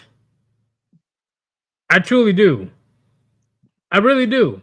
I'm not saying something that smells like a bread or something, but if it's something that's valuable, like a motorcycle or a car or something like that, I believe in that treatment. I can You see gotta it. know what go, I'm talking bro. about, Batman. I could see it. I really do. I don't care. I really don't give a fuck.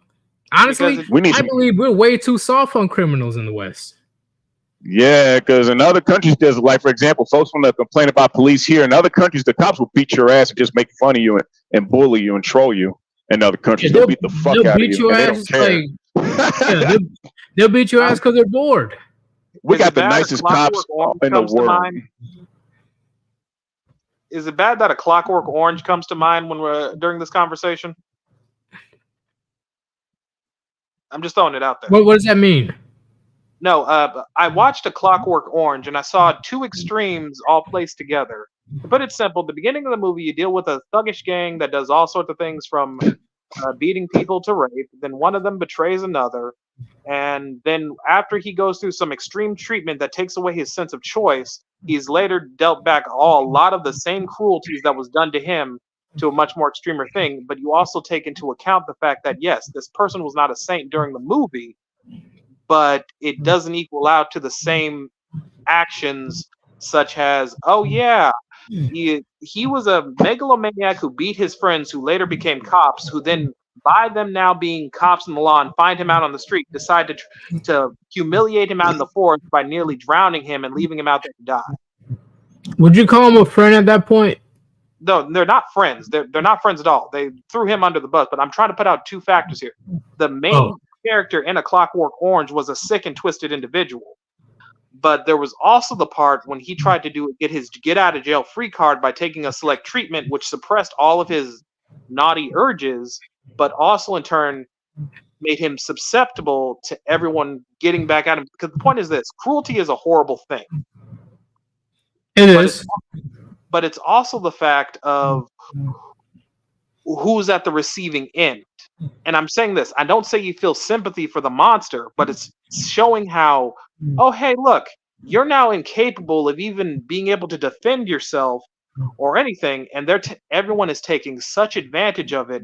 The point is, when I was watching the movie, the way when he took the treatment is the definition of what society wants us men to be. Basically, submitting to the will and whims of everything around us, not even having an impulse of want, control, or desire in us. They want us broken in so we serve the purpose of how everyone has the idea of feeling safe.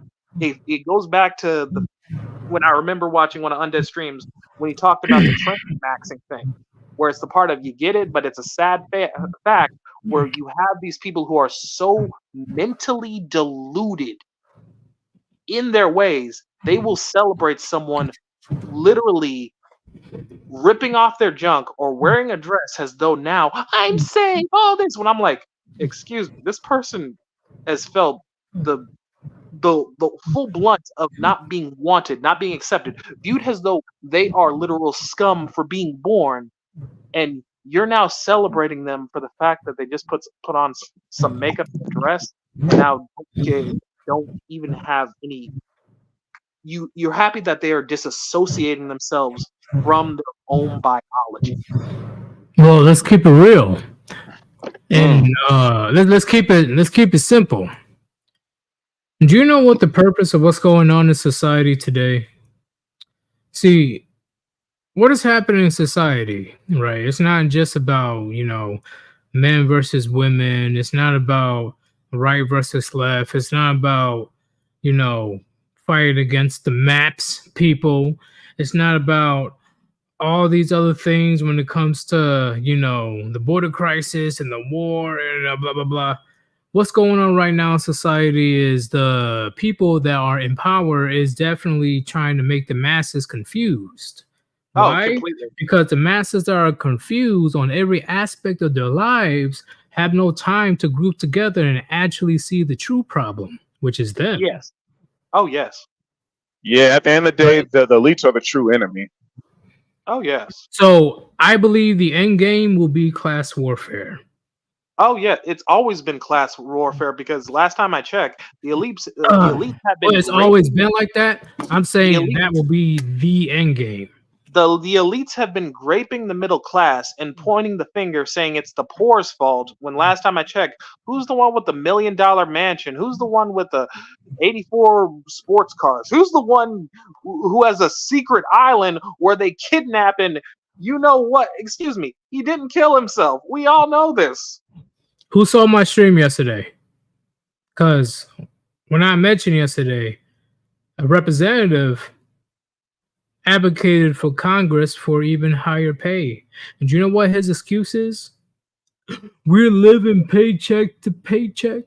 We need a higher pay raise so we can have more credible people running for office. Yeah, that was his fucking excuse. Right, and I'm the Duke of Siam. Give us more of your tax money, even though we're sending hundreds of billions of your money around the world, except for you guys. But pay us even more of your tax money so we can get more money for sitting around doing nothing and high-fiving each other while we have 180 days of vacation leave. Just remember, shout out to a certain president who likes to wear high heels. Oh, God. But what I'm saying he is... needs all that money and nearly started World War III just by a missile silo accident. But oh, Lord. You know who I'm referring to. It was... Oh, yeah. I think things will get very serious in my 40s. Once I hit my 40s, I think the world as we know it will be changed forever. I mean, like forever, forever. That's what I'm predicting. Yes. That's like 9 years away, 10 years away. Yeah, I'm 28. I'll be 29 this year. Yeah, you already know my age, Edis. I don't need to say it. But what I'm saying is the domino effect that's happening today. I'm telling you right now, gentlemen, don't say that I didn't warn you. There's plenty of signs that you've seen around you. And if you say that you don't see it, I believe that you just choose to ignore it. Why do I say this? Because guess who's affected the most of what's going to be happening very soon on a global scale? Men. Remember, when war comes knocking, it's time for you to fight for your country. Uncle Sam calls you to the front line. Remember, you're gonna have a bunch of kids and women and bitch-made men hiding behind you, even though they're the main reason that the country fell in the first place. Yep. How ironic. And this comes from me as one of the most heartfelt things I could say right now. It hurts, but it's one of the things that comes very clear. You expect me to sacrifice my life, my goodwill, all that I am to allow your degeneracy, your disgusting nature, your everything you chose not to be, to allow that to live, while my honor is for me to be buried in the ground and y'all just, let's put it simple. I used to remember Memorial Day or any of those days to honor soldiers, thinking back, and I really always took it to heart because my mother was a veteran. And knowing the sacrifice it takes to allow freedom to ring. Look, we know a lot of the manipulation that is done with these wars and all these things, but I salute I truly do salute soldiers who gave their lives, not for the government that forced them to go, but for the ones who truly believed in something and had heart enough to see it through, even though it was at their end. But it breaks my Yeah, heart and so much Yeah, it makes us see the truth. when I've seen, Unfortunately, at their expense. I've seen death, chat. Throughout my life, I've seen death. I've it seen the breaks soldier my get carried heart out in a body bag. when so My many own don't eyes. think And you know back what's worse? I talked to him 5 minutes prior before. Actually, I'm over exaggerating. 15 minutes prior before he passed away.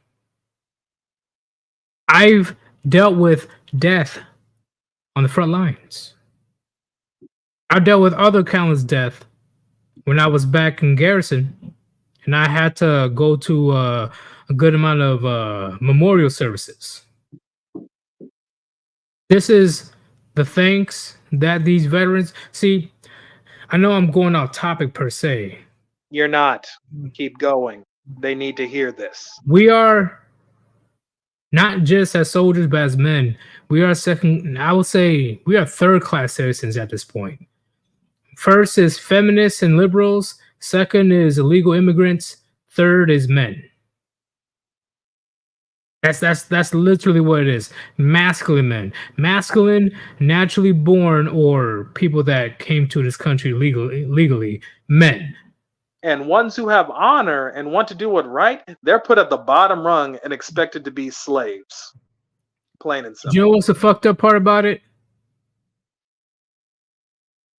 This is why I put up this meme yesterday. I've seen soldiers die on multiple occasions. They act like it was no big deal. Hours later, not even a day later, hours later. Say that to their Hours. family. Say that to their kids. Say that to their loved ones. Because last time I checked, whenever a life that has served or done right is taken, there are going to be tears. Yes. So imagine going to World War III. Imagine you're in the trenches. Imagine that unfortunately your life is taken. And then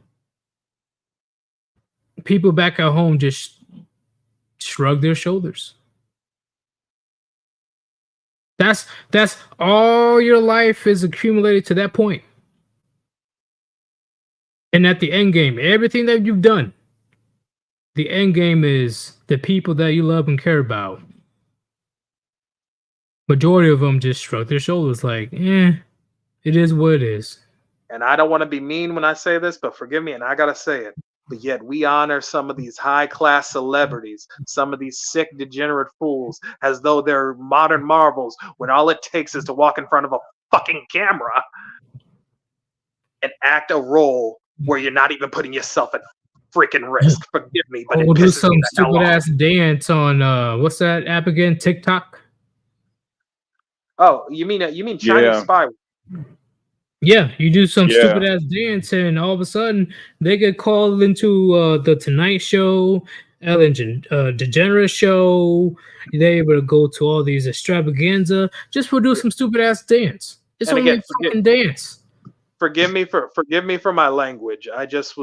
It breaks my heart when I think of the good men and good women that are out there who've died freaking idiots who don't even understand what it means to value life or live it, but only live the idea of it through all these auspicious ideas of experience or going here or there, when they're just sacrificing their dignity to look as though they're the high class, when at the end of the day, they're the lowest of the earth. And do you know what's crazy? See, it's one thing that you're in a group, right? Let's say a squad or a platoon. But when shit hits the fan, you're on your own. You don't even know how to use a weapon. You don't even know how to start a fire. You don't even know how to hunt for the simplest shit in order for you to survive. And then all of a sudden, you're looking for this masculine man that's been doing the right thing the entire time. The same man that you've been shitting on for decades. You expect him to save you? Like, what? Yeah, and so we all know. You going robot mode, Batman? You're going on robot mode. Domo arigato, Mr. Roboto. But I'm just keeping real. Like, honestly, like, in my opinion, shit will hit the fan within our lifetimes. It will hit the fan for the United States. And when that does happen, I don't want to hear shit from nobody. I even want to throw this out there. Nobody. Hasn't it not What I hit the mean by fan nobody? already? Do you remember what happened during COVID? That was No. the stupidest stuff. We're still living just fine. People don't know. Yeah, we're living fine there, but shit I'm in the saying it because they turned it into such a scare, and then now we have all these facts coming out, bits and pieces that show everything that was once exaggerated wasn't the case. And last time I checked, there's a certain doctor we all want to have. Let's put it simple. We'd like to pay him a visit if you catch me. Oh, that dude. Oh, I know who you're talking about. Oh yeah, him. Oh yeah, he's a piece of shit. But what I'm saying is, at the end of the day, no one knows how shit hits the fan truly is, especially in the United States. Majority of people will die. They will die. Why? Because how many people truly knows how to grow their own food, hunt, knows what plants are dangerous, what plants are not dangerous for them to eat?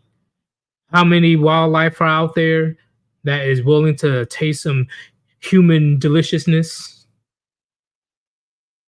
There's a lot of people. Let's say if an EMP hit over the United States in certain areas, yeah, things will get very bad very quickly. I'm already gonna throw this out there, Unitas. When things hit a certain fan, I'm gonna try and find you, and I hope you can try to find me. All right? Yeah, of course. We just gotta, we gotta make sure. We gotta, some code name or something. Hey, listen, I know. Oh, go ahead. You already know my name. The best thing I'm going to give you is When the Shadow Descends. Okay, and I know that people like California and all those libs are talking shit about, oh, those country people are this and that. Guess what? Those country people know how to hunt, fish, set traps, all that stuff, and they know how to shoot too. So for the liberals that are watching, talking shit about, oh, those hillbillies are stupid. Those people from the South don't know shit. Yeah, when shit hits the fan, they'll survive more than you. I just wanted to point that out. Yeah. Just to be a little serious and funny, have you seen the gun-powered mechanical automatic chairs that have been made? Chairs? Look, what I'm trying to say is, do you know some of the outlandish spit that some of these country folk do when they are bored?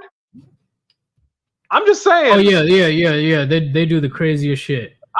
I'm saying, look, I may be from one neck of the woods, but in that neck of the woods, I'm gonna be like, excuse me, can I get one of those? Can I join you? If she hits the fan, I'm gonna hang around the country folk.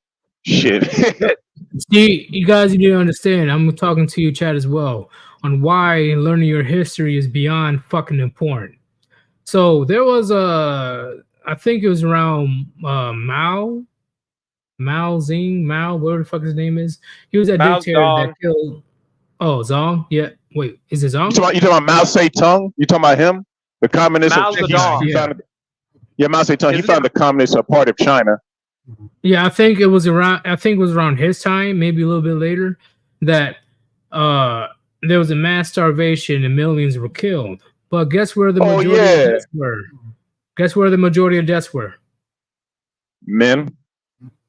No. Where? China? Well, I know in China, but where exactly? Aren't you talking about when he was taking out as many of the historians combined with anybody who can keep a history of their own people? No, we're talking about millions and millions that actually died. Oh, see, the chat got it. You see it? No, well, hopefully you guys see the chat. I really hope you guys do. Let me check right now.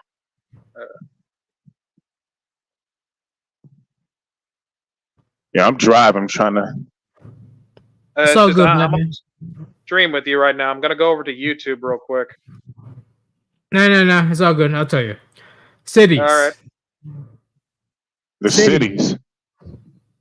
That's where mainly where the millions died.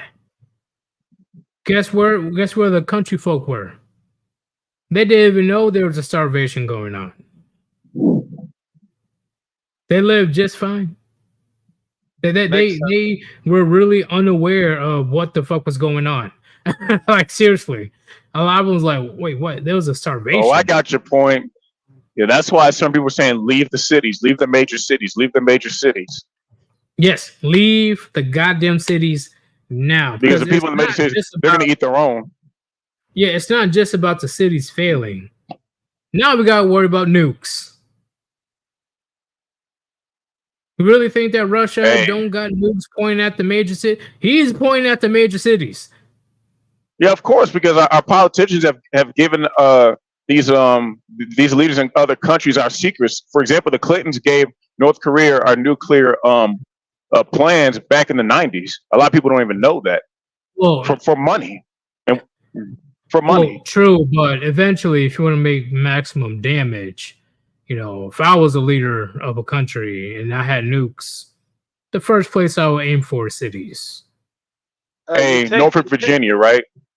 Remember, these countries want to take out the main aspects of industry. The largest naval base in the world.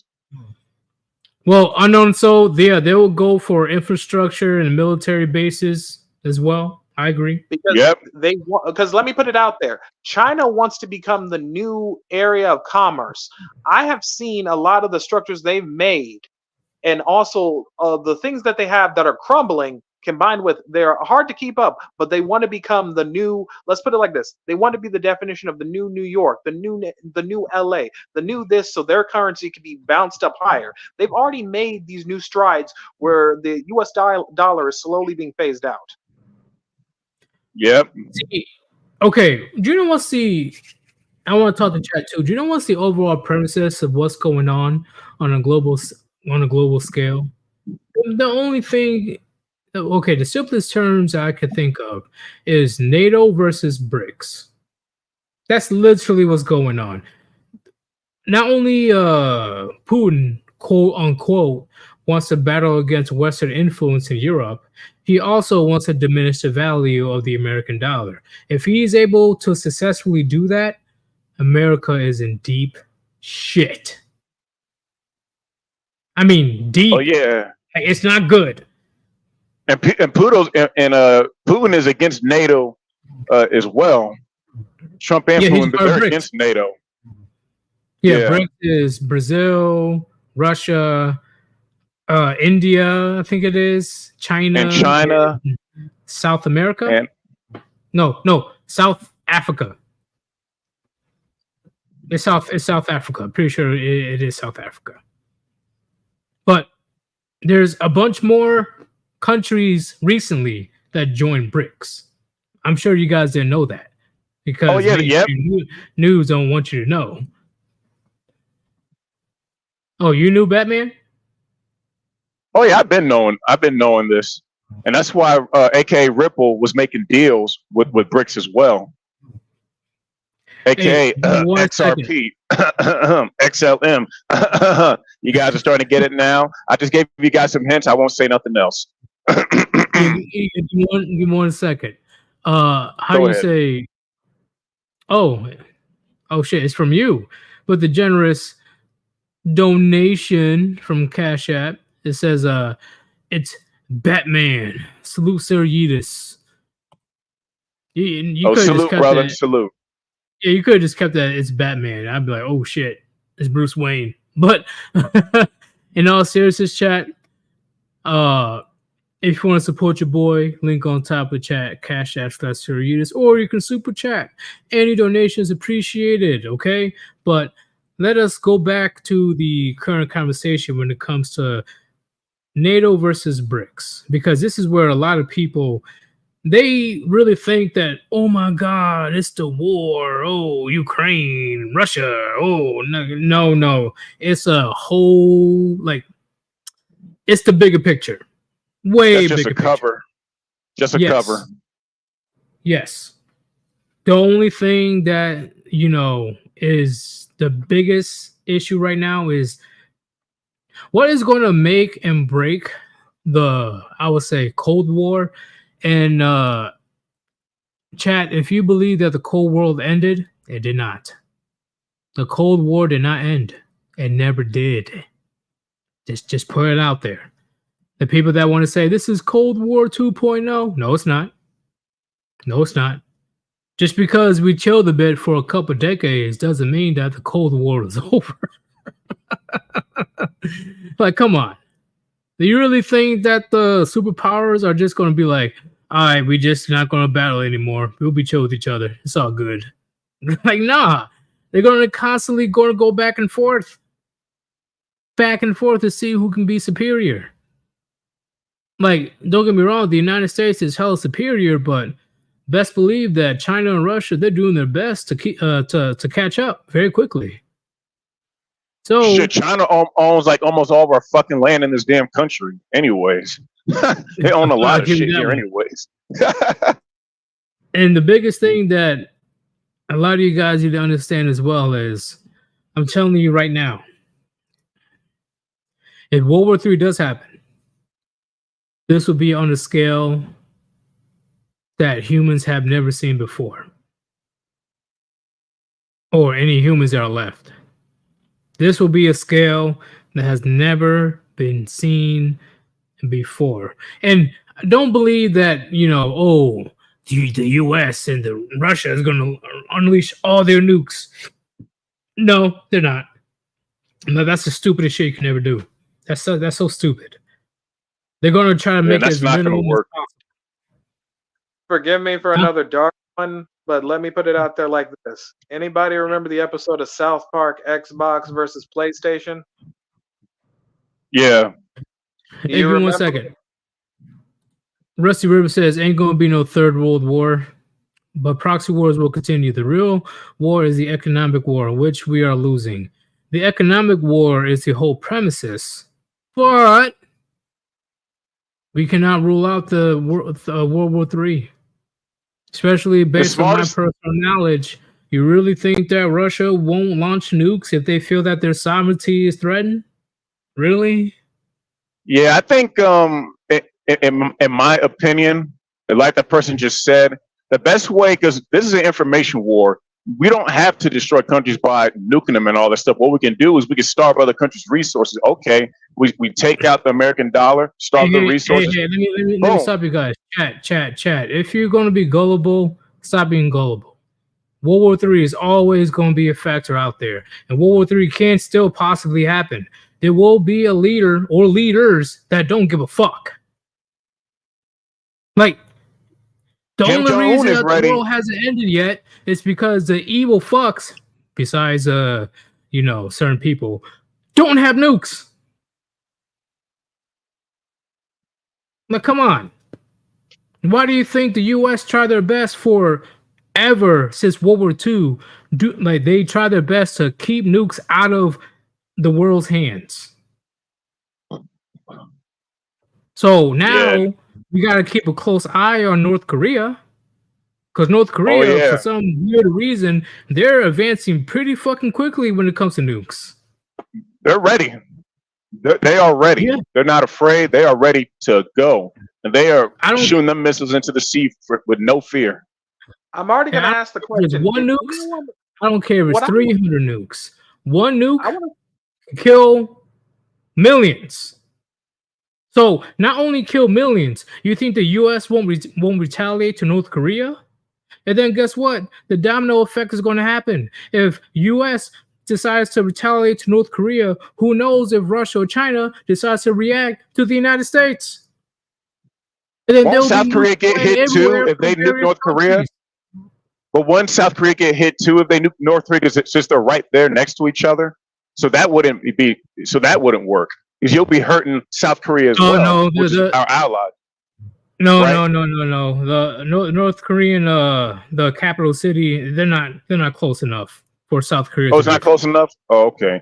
And we don't know we don't even know the diameter of these nukes. The diameter is probably bigger than we can ever imagine. See, it's the radius. And that's what a lot of people they don't understand. Like, they really think, see, I think it happens over and over again, right? Similar to World War One, right? The Great War. People think that this is going to be the war to end all wars. Guess what happened 20 years later? Oh shit, millions of more people died. So It's never gonna how is end. World War Three? How is World War Three any different? Except for maybe hundreds of million people are going to die. And you know what, Sir Yudiskin, if I was a country, if I wanted to destroy a country, I'm not going to use nukes against them. I'm just going to destroy their oil supply, the water supply. I'll just do that. EMP the country, boom, and just let the people in that country kill each other off. That's how I would do it. No nukes Is needed. it wrong that the U.S. is already doing that to a degree when it comes down to all this Beyond Meat crap? Yeah. Okay, that's the elite nonsense. But we're talking about the global scale of things. Yeah, but I'm just throwing it out there because I heard of a lot of mysterious instances of a lot of places where a lot of our food supplies and again, I'm not trying to put conspiracy out there. I'm putting out the fact of for some reason the meat supply got tainted overnight, and now you got to switch to the goy slop stuff in order for us and acting like it ain't that big of a problem. We want you to eat bugs. We want you to wait, what? Yeah, But yeah. I'm glad that you mentioned that because I'm driving right. You guys have been hearing last year over summer about farms blowing up, chicken farms exploding, cows dying, hundreds of thousands of chickens dying in fires and all that stuff. Y'all yeah, heard about that stuff last year, right? Yeah, that's yep. one of the things right there. I'm not because again, I'm not trying to be crazy, but I'm just going. You see a You're good. corresponding instance of a lot of this, and some people like to go, "It's just a conspiracy." No, how It's does not. how It's does not. and I'm Hey, going like hey, this, how does an entire stock of cows, how does a whole bunch of meat taint overnight? Then explosion, this and that, and then you're just trying to push, say, eat this thing, and come on, I'm laughing no, at like I get what you guys are saying, but what the biggest thing, which will be crucial, is technology, right? What I mean by technology is like what people are saying in the chat: cybersecurity, IT managers, people that are in charge of making sure that the how you say the computers are running in certain infrastructures, such as electric grids or oil refineries or all that Yeah. other stuff. We need to make sure that shit is intact. Because guess what? Nobody wants to go to a nuclear war. There's still a chance, but nobody wants to go to a nuclear war. So what is the next best thing? Taking down their electric capabilities. Because if you're able to, even like what the chat is saying, if you're able to hack just a little bit, like, hey, let me go ahead and hack into this nuclear plant, and let me go ahead and fuck with their computer so the shit can overheat, and then it explodes, and we'll create another Chernobyl 2.0. Hey, Yeetus, That's there's no why. need because our why politicians. Go ahead. Our politicians have sold them our secrets for money. Once Remember- again, I agree, but what I'm saying is this is why technology jobs are getting paid hella a lot. If you guys are young men, I suggest you look into technology. If you want to, I know it sounds boring, but if you're No, interested in you're computers and completely right, stuff, because go for it, because I got a homie right now. He's getting paid $210K a year. Guess how old he? Guess how old is he? How old is he? He's 27. 27. you're right, because remember, we're going into a technology-based age with all the new things from AI to drones. For crying out loud, I took a drone piloting course at a select place I will not name, but knowing that they're paying high money for drone piloters to record certain events or again fly over certain venues, I'm talking you're gonna be pocketing some serious bank. Yeah, like a lot of you guys have no idea how crucial cybersecurity will be in war if World War III happens. Cyber and technology jobs are going to be vital in World War III. if you decide to, or you're forced by gun I'll use an to do the example. job. Sir Yedis, do you know of the MQ-9 Reaper?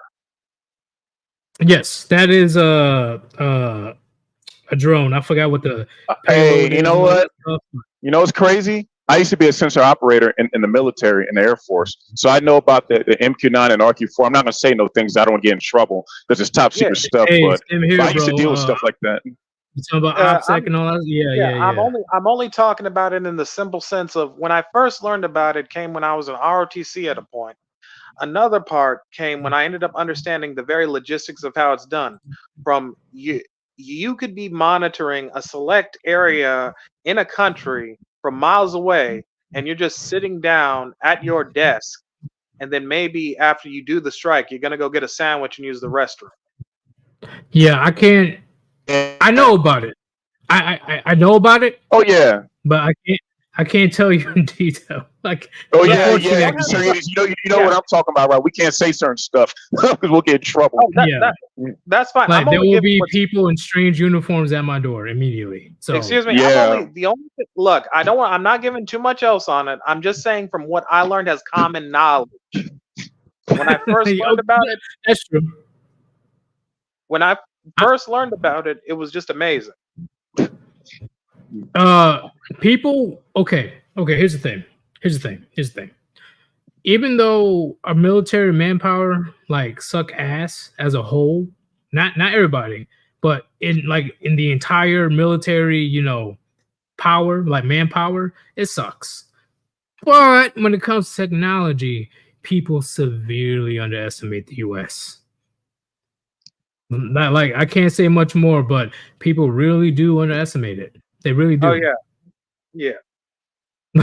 People don't understand. Man, it freaked me out. Shit. But Rusty Rivers with the $20 donation says, ain't gonna be a collapse like all the younger guys think. Just a slow, steady flush down the toilet for Western civilization. Well, it depends on what the world powers do.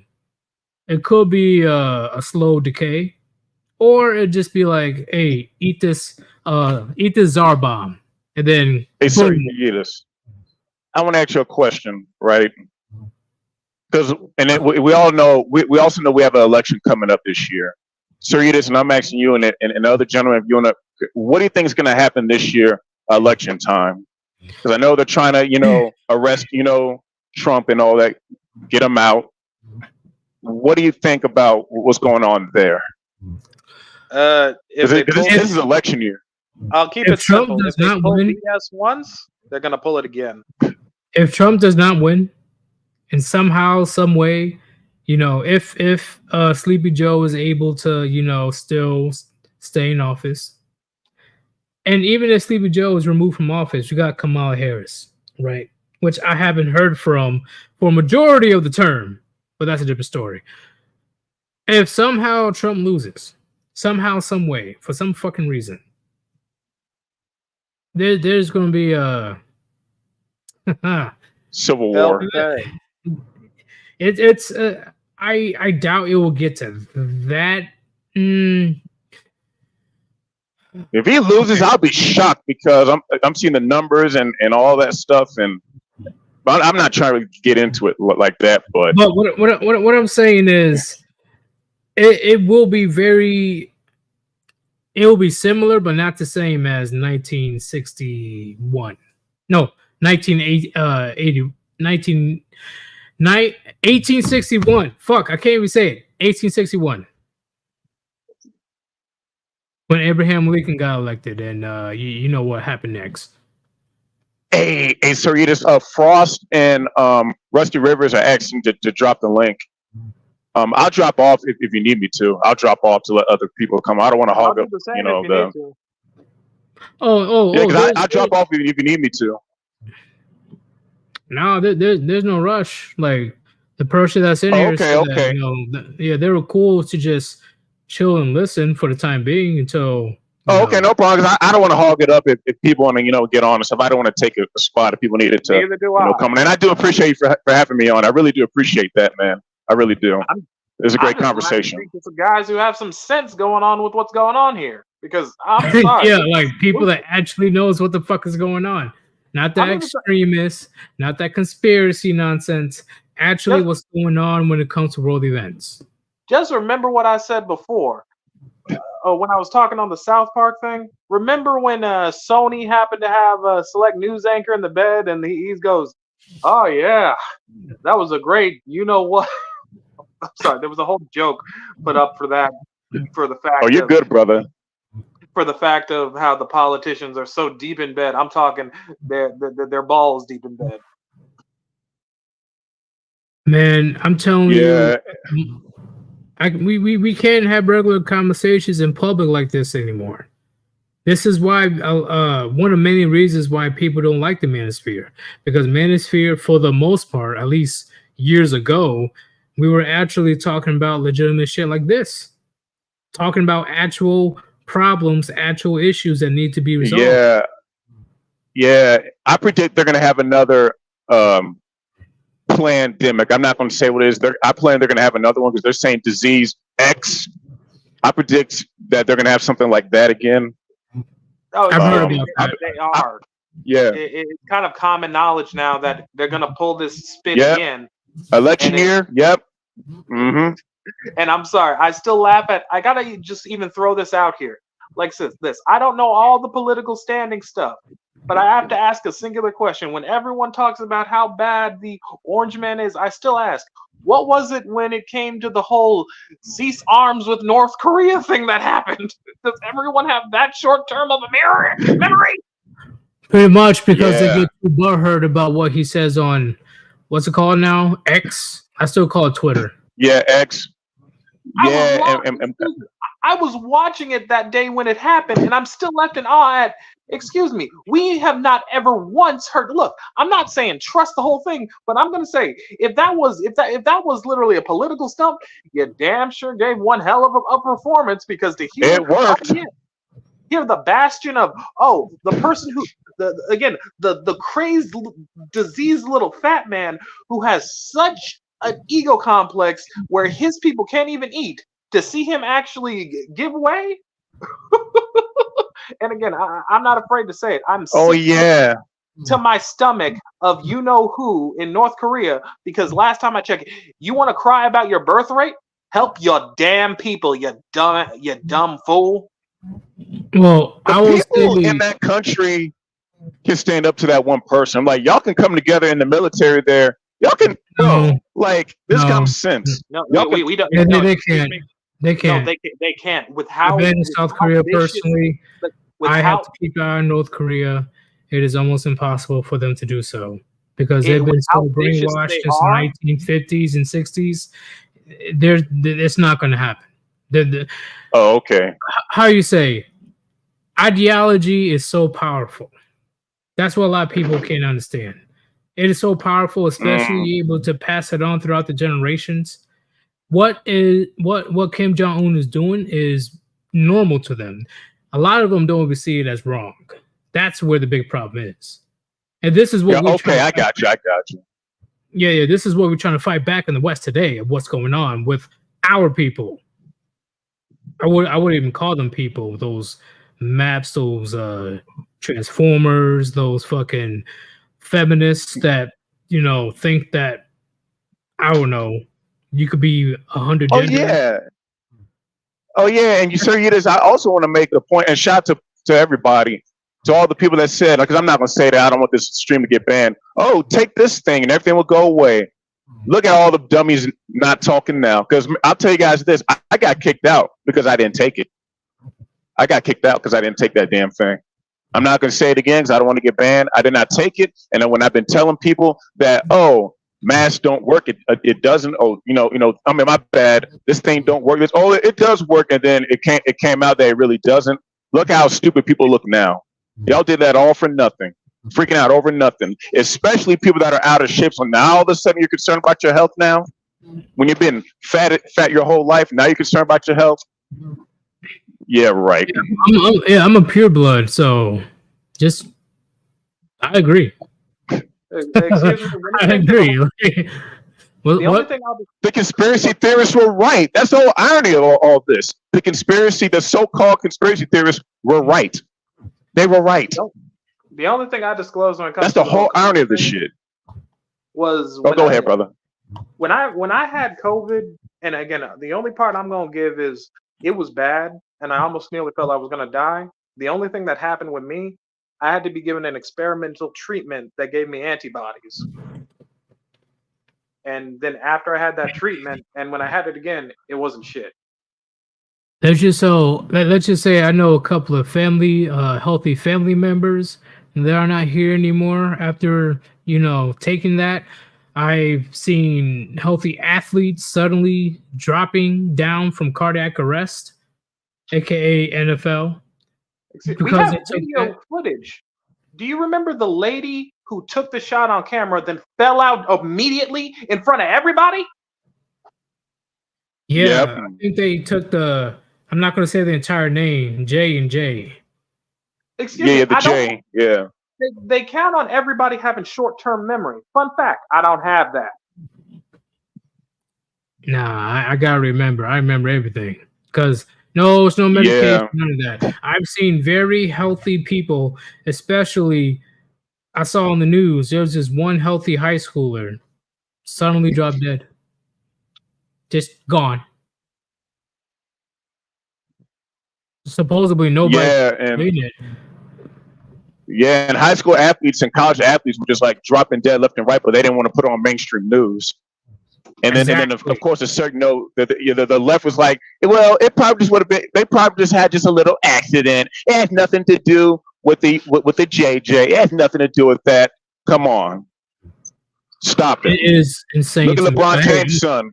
Look what happened to him. But hey, it is what it is. Wait, for a second, I thought you almost were talking about the other basketball star son who, I'm not even going talking about LeJames. Please don't. Because I'm not a fan. I'm not a fan. Like it's kind of weird that his very healthy son that is very promising to go professional suddenly had a cardiac arrest out of nowhere. Yeah. For a minute, I thought you were talking about the one that was transitioning. No. I'm not talking about D Wade. I'm talking about to my LeBron James. Yeah, LeBron James. His son, perfectly healthy, all good to go. Out of nowhere, during the game, suddenly he went to a cardiac arrest. Yeah, in California, they had no choice but to take it. They had no freaking choice. Even New York. And I be telling people in New York, California, leave those damn cities, man. Leave those damn states, man. I'm not saying red states are perfect, but I live in a red state before I live in a blue state any day of the week. I'm red states all day. Well, let me add Rusty before I add to that. Hey, Rusty, what's going on? Good day, brother. Man, what the hell is going on up in this joint? A lot of spit. A lot of conversation, man. Like, this is what we do. Yeah, I know. Hey, listen, Edis, I don't have much time here.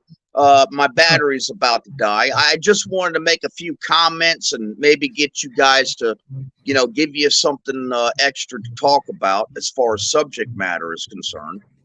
But listen, I'm so tired of this talk about collapse. I'm so tired of this talk about World War III. Look, let me tell you something. The major countries that control an arsenal of nuclear weapons ever since the Cold War, everybody knows. It's called MAD, Mutually Assured Destruction.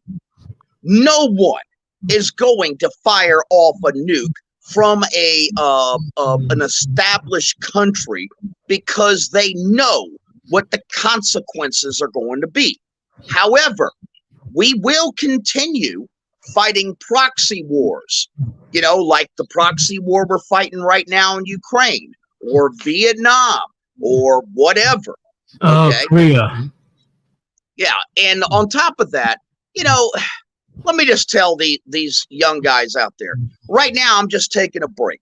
I'm at one of my rental properties. I'm getting it fixed up to get a new family to come in and rent it. And I get to provide a valuable service to a family that doesn't have a home. And then I get to sit back and draw the rewards from that. That is called the creation of wealth. Okay. I am so sick and tired in the manosphere that we promote this idea that there's no opportunities out there. Oh, all the boomers took it away from us. No, there is so much opportunity out there to create wealth. And we need to be telling these young men that they need to be creating options for themselves. They need to do the best they can, and they need to become successful men, not for the sake of women, but for the sake of themselves.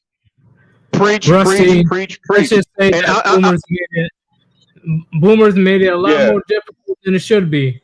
I'm not saying there's any opportunities, but I shouldn't be having to make multiple passive incomes and all these other nonsense in order to have a sustainable living. That should not be the case. The boomers were able to be mailman, milkman, able to be, I don't know, cashiers, and still able to afford a house to take care of a family.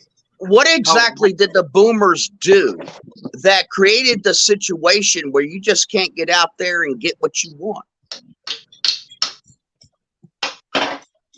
What exactly did the boomers do that you can't get out there and create what you want? What did they do? Well, there's a lot of policies that, boomers are still around to this day around Capitol Hill. They hustle. They bust their ass. Name the policy. Name the policy. What'd you say? Name the policy. Well, what I'm saying is they're the ones that are fucking throwing money left and right, and they're taking advantage of the how you say current situation that happened decades ago. I don't have the exact thing right now. I will bring it up next stream if you want me to. I will. I definitely will. But the reason I asked things, I'm not saying that all boomers are bad. I'm just saying because of that generation, at least the people in power. And a lot of them are, well, not a lot. There's a few of them that are still in power today. Shit is a lot harder. And they're hold on a second. What happened Hold on a second. The reason I ask is that I remember the Jimmy Carter era. Okay. 17% interest rate on loans. I remember the lines around the neighborhood just to get a gallon of ration gas. I remember ducking up underneath and having drills for nuclear war at school. And I ask you guys today, do you think things are actually worse? Because that's not the way I remember it. We were 2 minutes away from nuclear war. We had 17% interest rate. And all I hear today is nothing but a bunch of excuses for why a young man can't get out there and make his own way. And I'm going to tell you something. Collapse is not coming the way that all these young fellas on the manosphere say that it is. Now, is it true that the Western civilization is going down the toilet in a slow flush? That is true.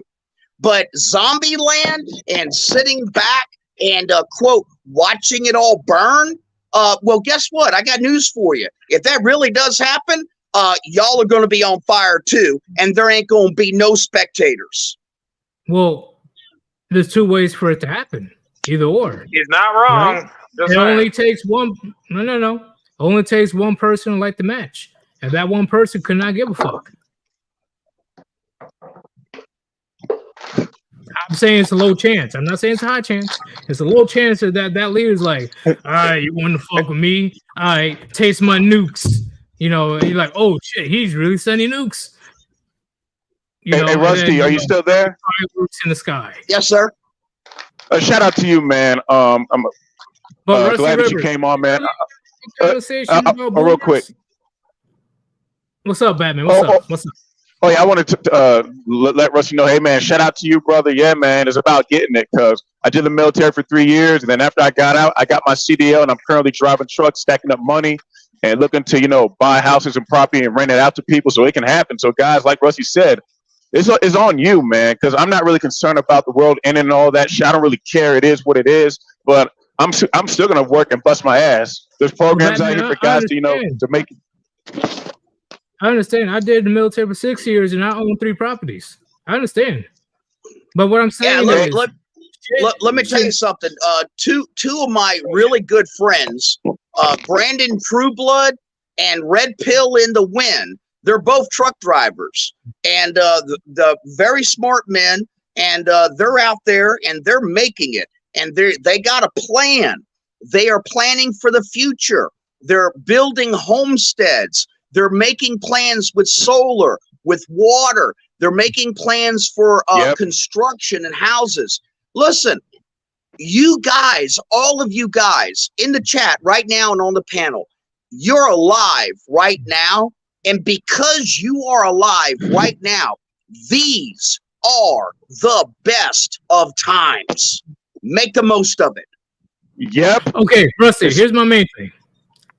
I think the reason why a lot of us has fucking issues with the boomers, I think one of the main things is because boomers think that it's not all, but majority of them really think it's that easy, like how it was with them back in the day, how it is today. I think that is one of the main, with the millennials, that's the main fucking issues that they have with the boomers. Oh, you don't have a house? Well, just get a job. You having problems getting a job? Oh, just get some experience. Even though majority of jobs these days, they say you need to have 10 to 15 years of experience. But that's besides the point. What I'm saying is, I will say, and which I think it's typical from generation to generation, but boomers, they definitely have that particular, because we don't have that issue with Gen X. It's the boomers that really believe that it is so easy to get on their level, and I don't believe that they understand that the world has changed dramatically from when they grew up. I think that's one of the main reasons. You're right, Edis. There is not externally on the outside of a person's venue as many opportunities. Okay. However, with the advent of the internet and computers and all that other good stuff, there has been so many other opportunities that have been opened up that never, ever existed during the boomers era. And may I remind you, sir, you're very familiar with one of our boomers. His name is Successful Endeavors, the Master Wrench.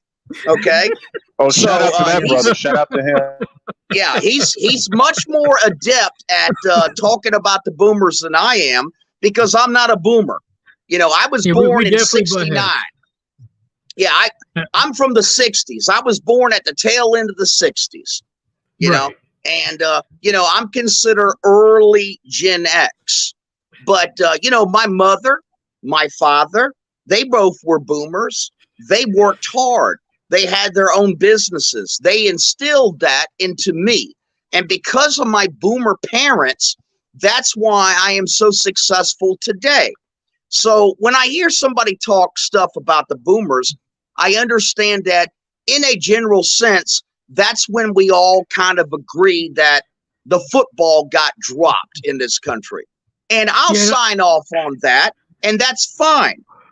But there are several things that's inherently unique to Gen X, inherently unique with the millennials and Gen Z that's coming up behind them. And I'm still preaching that there is so much opportunity out there.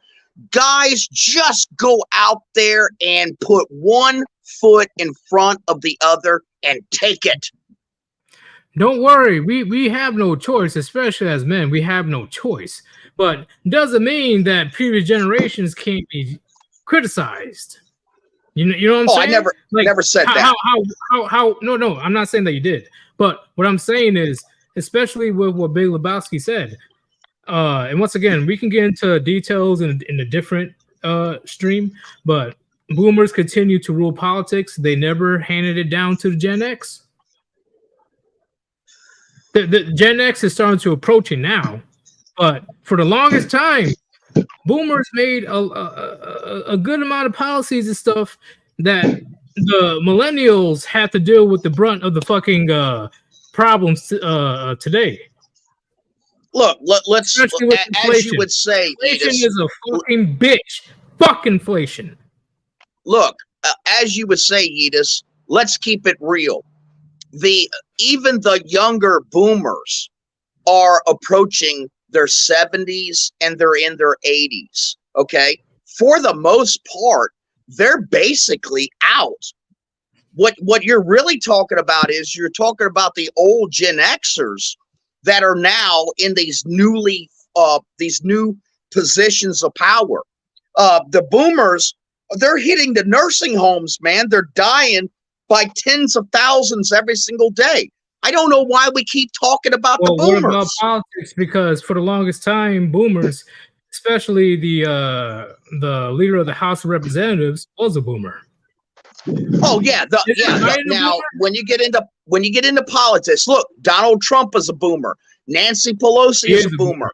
The House of Representatives, what's his face? That I can't remember his name. They're all boomers. Yeah, and the policies that was passed throughout the years, because Sleepy Joe was part of the Congress for he was a senator for like what, 46 years?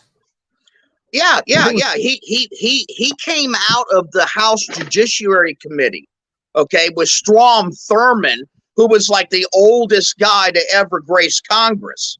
Okay. Yeah. So if you're talking about our politicians, then yes, sir, you're 100% right. It's still controlled by the boomers. Okay. But small businesses, the people, throughout this country that make it work, in all of these other different positions, most of them are not boomers. They're late, Gen Xers, the older Gen Xers. And that's what's going on right now. I mean, there is a transfer of power happening. I just think that years ago, I wish that the boomers would acknowledge that it's a bit harder than you think. Okay, stop trying to undermine what the fuck we're going through right now. Because every time we try to explain what's going on, and there's millennials that are actually doing the work, they're like, oh man, you make it way too difficult than it actually should be. You just need to do this, and you'll be successful. Oh, thank you, Grandma. I did not understand that. Thank you for the advice. And add the part of generational trauma. That's just a part I got to add, that some of the older generation has left on the younger, leaving them in a state of confusion that doesn't help. There are still opportunities out there, but we got to also acknowledge the fact that we have a lot that have grown up physically, but mentally, a lot of them are lost, and they don't know what to do. All I'm saying is, don't tell me what's up about the world today. Thanks for letting me on. Thanks for letting me on, brother. My bad. I got to go. Appreciate all you guys. Shout out to you, shout out to other gentlemen, and appreciate it, y'all. Take it easy. Hey, you too, man. I'm like, don't tell me about the world today if you're still using checks. Stop. Nobody uses checks like that no more. This is a new age. The future is now, old man or old woman. Stop. Okay, you don't understand, and you refuse to understand. So I think that's where majority of the bitterness comes from, because no matter how much you try to put it sideways, a lot of the boomers, not all, but a lot of them is like, oh goddamn, you don't have a house yet, and you're only 24. Come on, man, just get a second job. Just take out a second mortgage. Just get the house. That's all you need to. That's all you need to do. Hell, $250,000. Oh, that should be nothing. Like, come on. You bought your house when you were just working as a mailman. I have to get 3-4 fucking degrees. Well, in the general populace, I have to get degrees and all these experiences just to match what you had back in the day. But they're not listening. Well, let me ask you a question, Edis. Bring in, dovetailing on your contrast and comparison with the amount of money. Do you think that the amount of money that the boomers had to come up with for a down payment was higher than the down payment percentage that their parents from the World War II generation had to come up with? I do not know, but I will assume yes. That's correct. You see, everything has a steady progression. And, one of my favorite science fiction authors, Isaac Asimov, he had 3 rules for predicting the future. And what's interesting is all you got to do is understand the first rule, and you don't even need to understand the number 2 and number 3. And the first rule of predicting the future is whatever has been going on will continue to go on. And so the World War II generation, they had to have a certain amount of money as a down payment to kickstart off a 30-year conventional mortgage. And then their children, they had to come up with a much larger down payment to kick off a 30-year conventional mortgage, and that would be the boomers. And then the boomers' children, the Gen Xers like myself, had to come up with even a larger down payment to kickstart off a 30-year mortgage. So, once you understand the progression of things, how can you really point the finger at any particular generation and go, aha, it's all y'all's fault? Are you sure the inflation from boomers to now was really steady? You sure about that? Oh, no, I didn't say it was steady, but I'm saying that there's ups, there's downs, the market turns around, stock market crashes, real estate bubbles happen. It's all part of it. I mean, my goodness, in 1929 on Black Friday, this country experienced its worst economic situation that it ever has experienced. Okay. And that had nothing to do with the boomers. Would you agree that the boomers had the best economy? I would agree.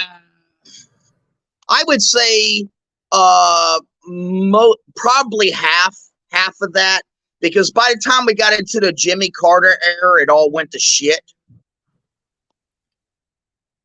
But that's the thing, right? So the fact that they're able to buy houses, like full-fledged houses, right? 2-3 bedroom houses for like what? $17,000.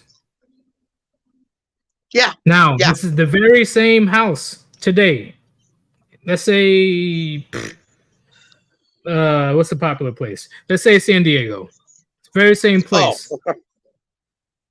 It's like what? At least 250,000. Oh, more than that. More than that.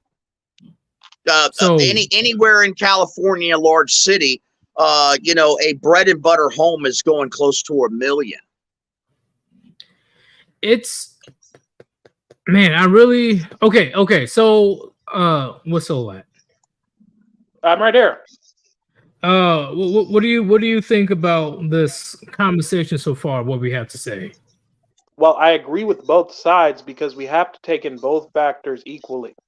Because note this, there are always going to be opportunities that open up for every generation that some generations don't get. But we also have to remember, what aspects did the previous generation implement that allowed for certain circumstantial things to happen? Because one thing that doesn't help, and I do say it simply, without trying to go into the sense of how they talk in mental health, I talk about it in the sense of what traumas were left behind combined with who helped who during select time periods. In my case, I wasn't taught jack shit. All right. Did you have a mother and father in the house with you? No, I had to keep it simple.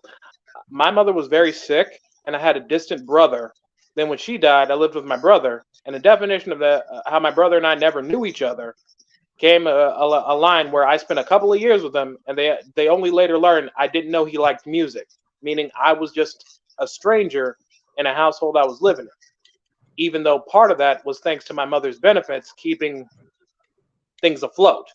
Then when crap hits the fan, then a lot of other things I don't want to discuss, I had to go through a level of homelessness. Where'd he go? But I don't know. His phone probably died. I forgot he had like low battery. But what I'm saying is, at the end of the day, based on what I know, boomers definitely had the best economy, especially when the United States became a freshly new superpower. The boomers had it amazing. And by the time that they reached adulthood and stuff, that's when Jimmy Carter came in. They already had their houses and stuff and their families, because back then they had their families a lot younger because they were able to afford to have that. But yes. Guess what? They're able to keep that house the same interest rate from back then all the way up until now if they stayed in that same house. I want to add something funny to this. Are you ready? Did you know that when elevators were first invented, it was a job to be an elevator attendant? Yes. And did you know when they went on a strike, that caused a lot of companies to start to make automated elevators, where that entire job market literally vanished after the second strike? Yep.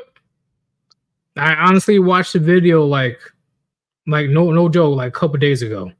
It was like a short that I watched. But yeah, I definitely saw it. And I'm just adding to it because this is one of the definitions of what's being talked about between the both of you. That was a job that was active for a period of time until it got phased out for something else. The definition of it is, yes, new opportunities will come, but we also have to remember it was once a job to basically stand on your feet and push a few buttons to get people from up to down. Well, yeah, I agree.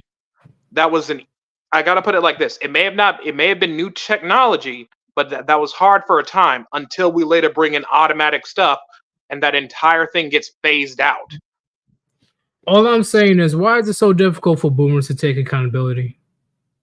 What I mean by taking accountability, I'm talking about their generation literally like reap the benefit. I don't blame them for reaping the benefits, but as time went on, those very same boomers that got into power definitely were very selfish in order to make maximum profit throughout the years.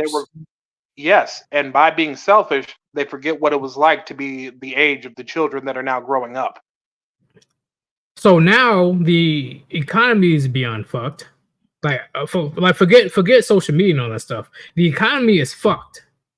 The fact that there are talks going on right now that the career mindset is starting to die. Careers are starting to die. Careers. I'm gonna be straight up with you. The career mindset.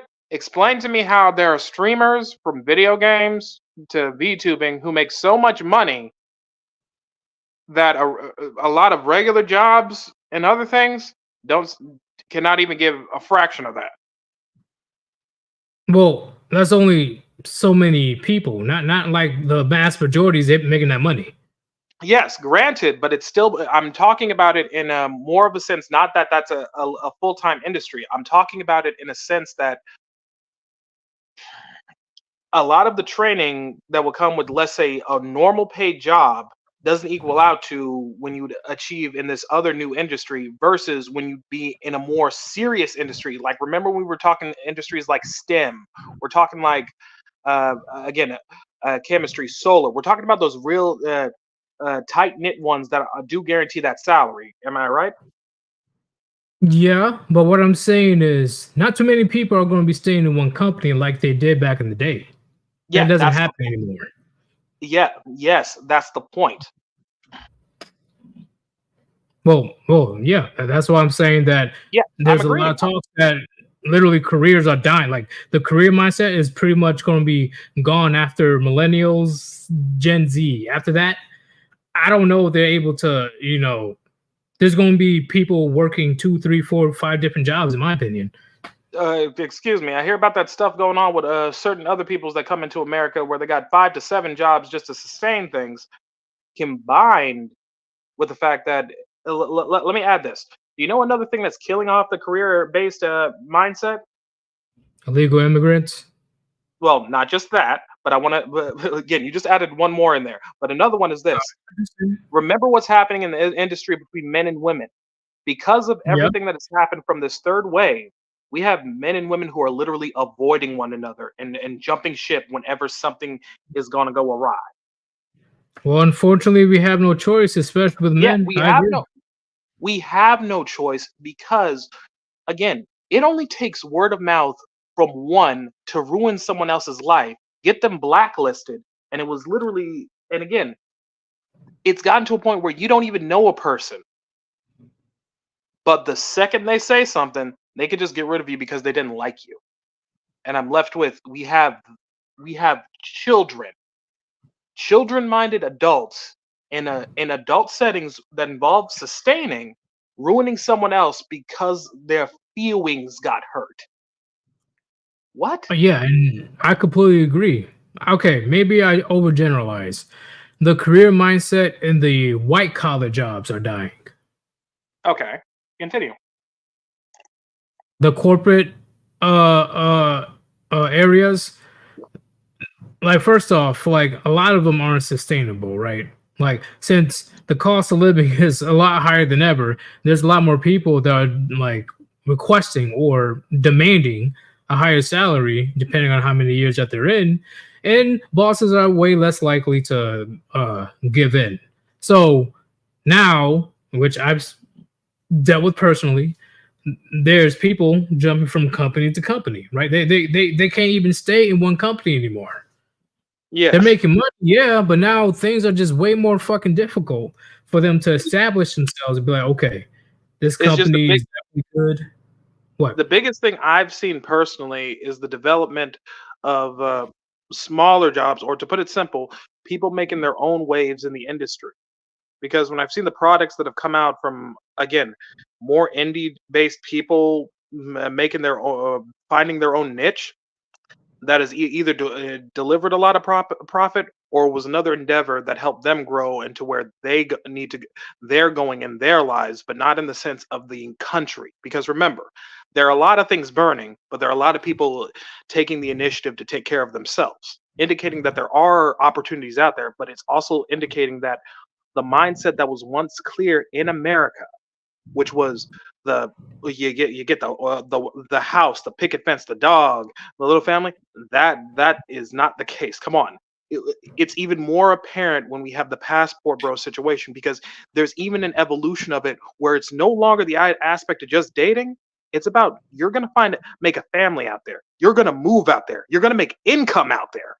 It's no longer in those phases. Don't get me wrong. The word is still synonymous and a big flare with a lot of people, but the truest form of it is when you're going somewhere else and making a whole new life for yourself, not coming back. Which is true. That's why I said a lot earlier in the beginning. One of the main reasons that men decide to stay in one company in order for them to have a sustainable income for their families. So now that men are not having families anymore, thanks to feminism and the government, now they're like, you know what? Guess what? I don't feel like working for you anymore. I'm just gonna go over here, probably do my own thing, my own private, business here.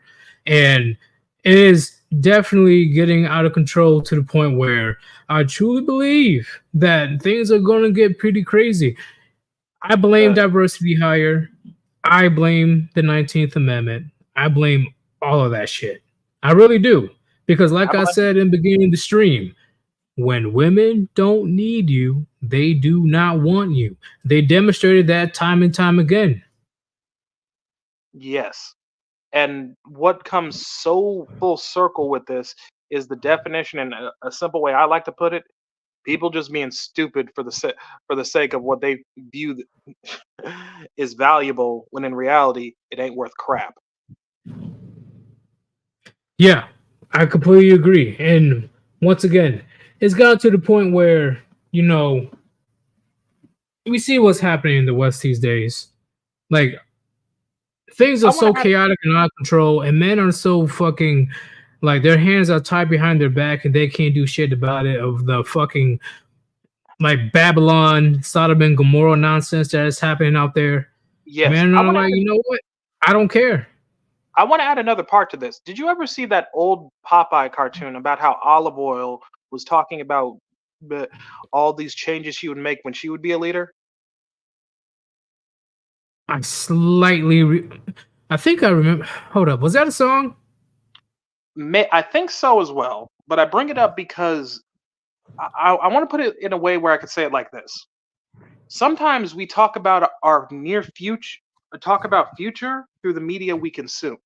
And one thing that was very horrific to me is, like, it may first have been a funny jest and joke back in the day with what they thought was possible.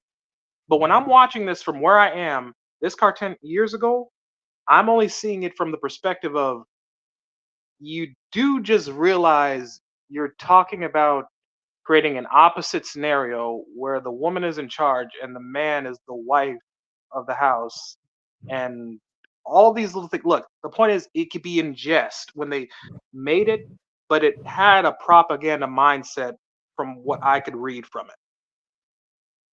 Agreed. This is why I say that the fall of Rome is very important. That's why that little trend that happened months ago about, oh, you, man, do you think about Rome every day? Yeah, a lot of men are thinking about Rome because history Excuse me, Julius Caesar. Julius Caesar. Think this for real quick. When they want to ask, do you think about Rome? Well, let me ask you, are you eating a Caesar salad right now? Caesar.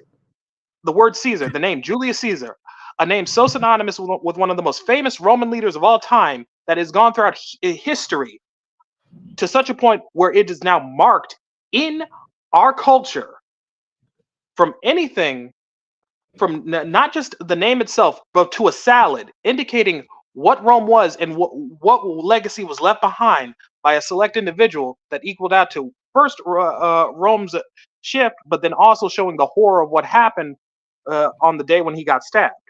And remember, Caesar also goes into Kaiser because his name was adopted as Kaiser for a leader in, well, if I'm correct, was it Germany or Russia? I don't know. Hey, chat, let me know. Was it Germany or Russia that Kaiser was named? I'm curious, actually. I've heard of that name before. Because the point is, Kaiser is rooted from Caesar. Isn't it the Tsar? Yes. Okay, Tsar. It must be Tsar. Kaiser. What? Or I thought it was confused. Kaiser. Oh, Kaiser is German. All right. Okay. I was about to say, I'm like, what the hell? Well, I'm just bringing this up because I'm going to put it like this. When you go back to the point you were saying, and then I'll finish on mine. When you were saying, when the woman was saying about, do you think about Rome every day? Continues. Oh, yeah. Yeah, of course, man, I'm thinking about Rome every day lately because, once again, a lot of men, they're interested in history and what's going on around the world, and men talking about important shit majority of the time. Let me put this in a good perspective. I grew up loving history because I loved seeing something other than what I grew up in.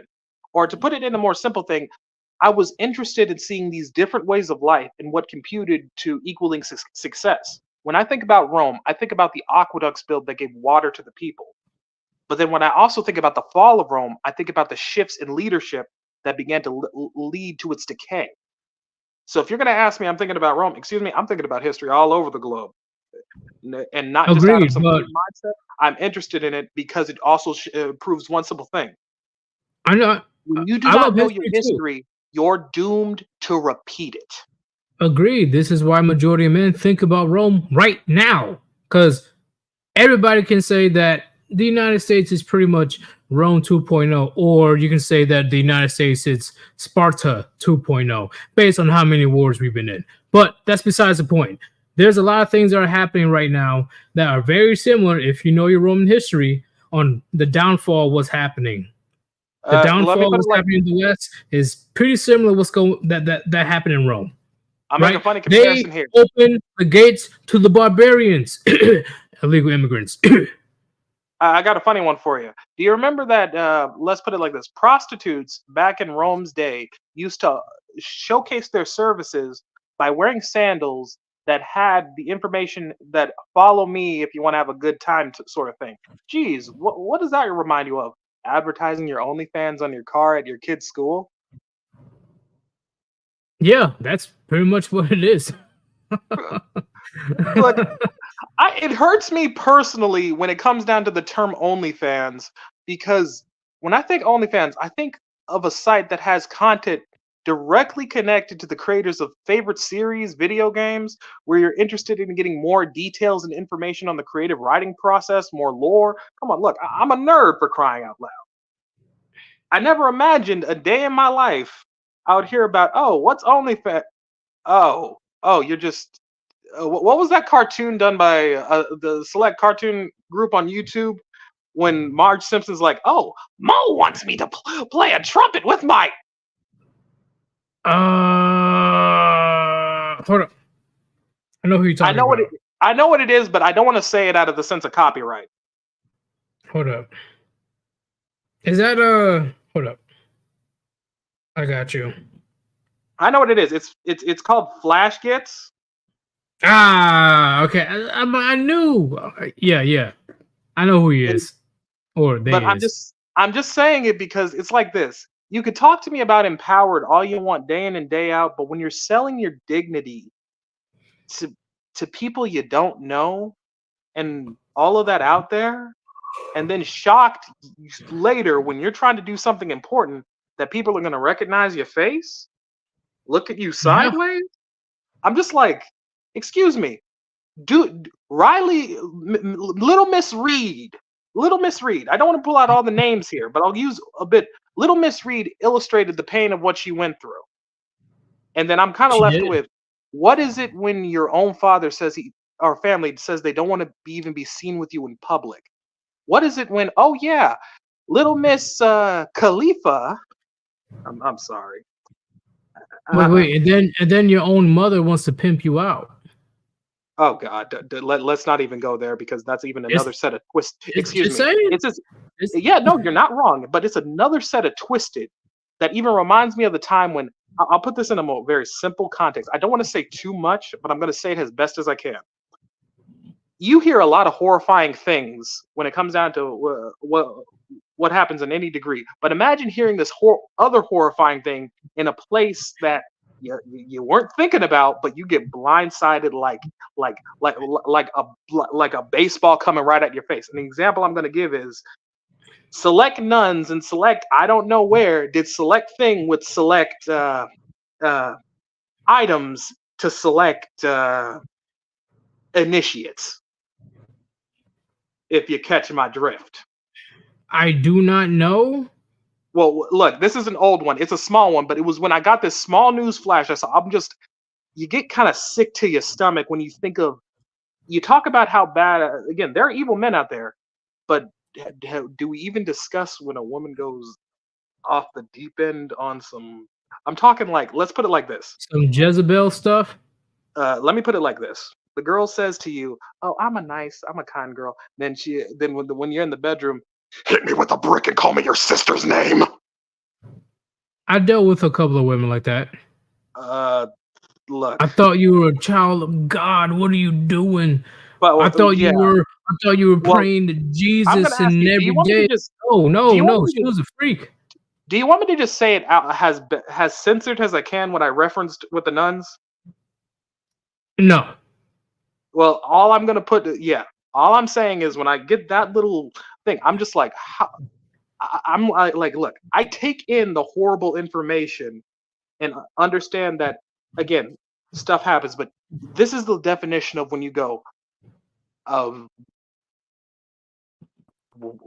did you get that? The point is, how did you get that demented?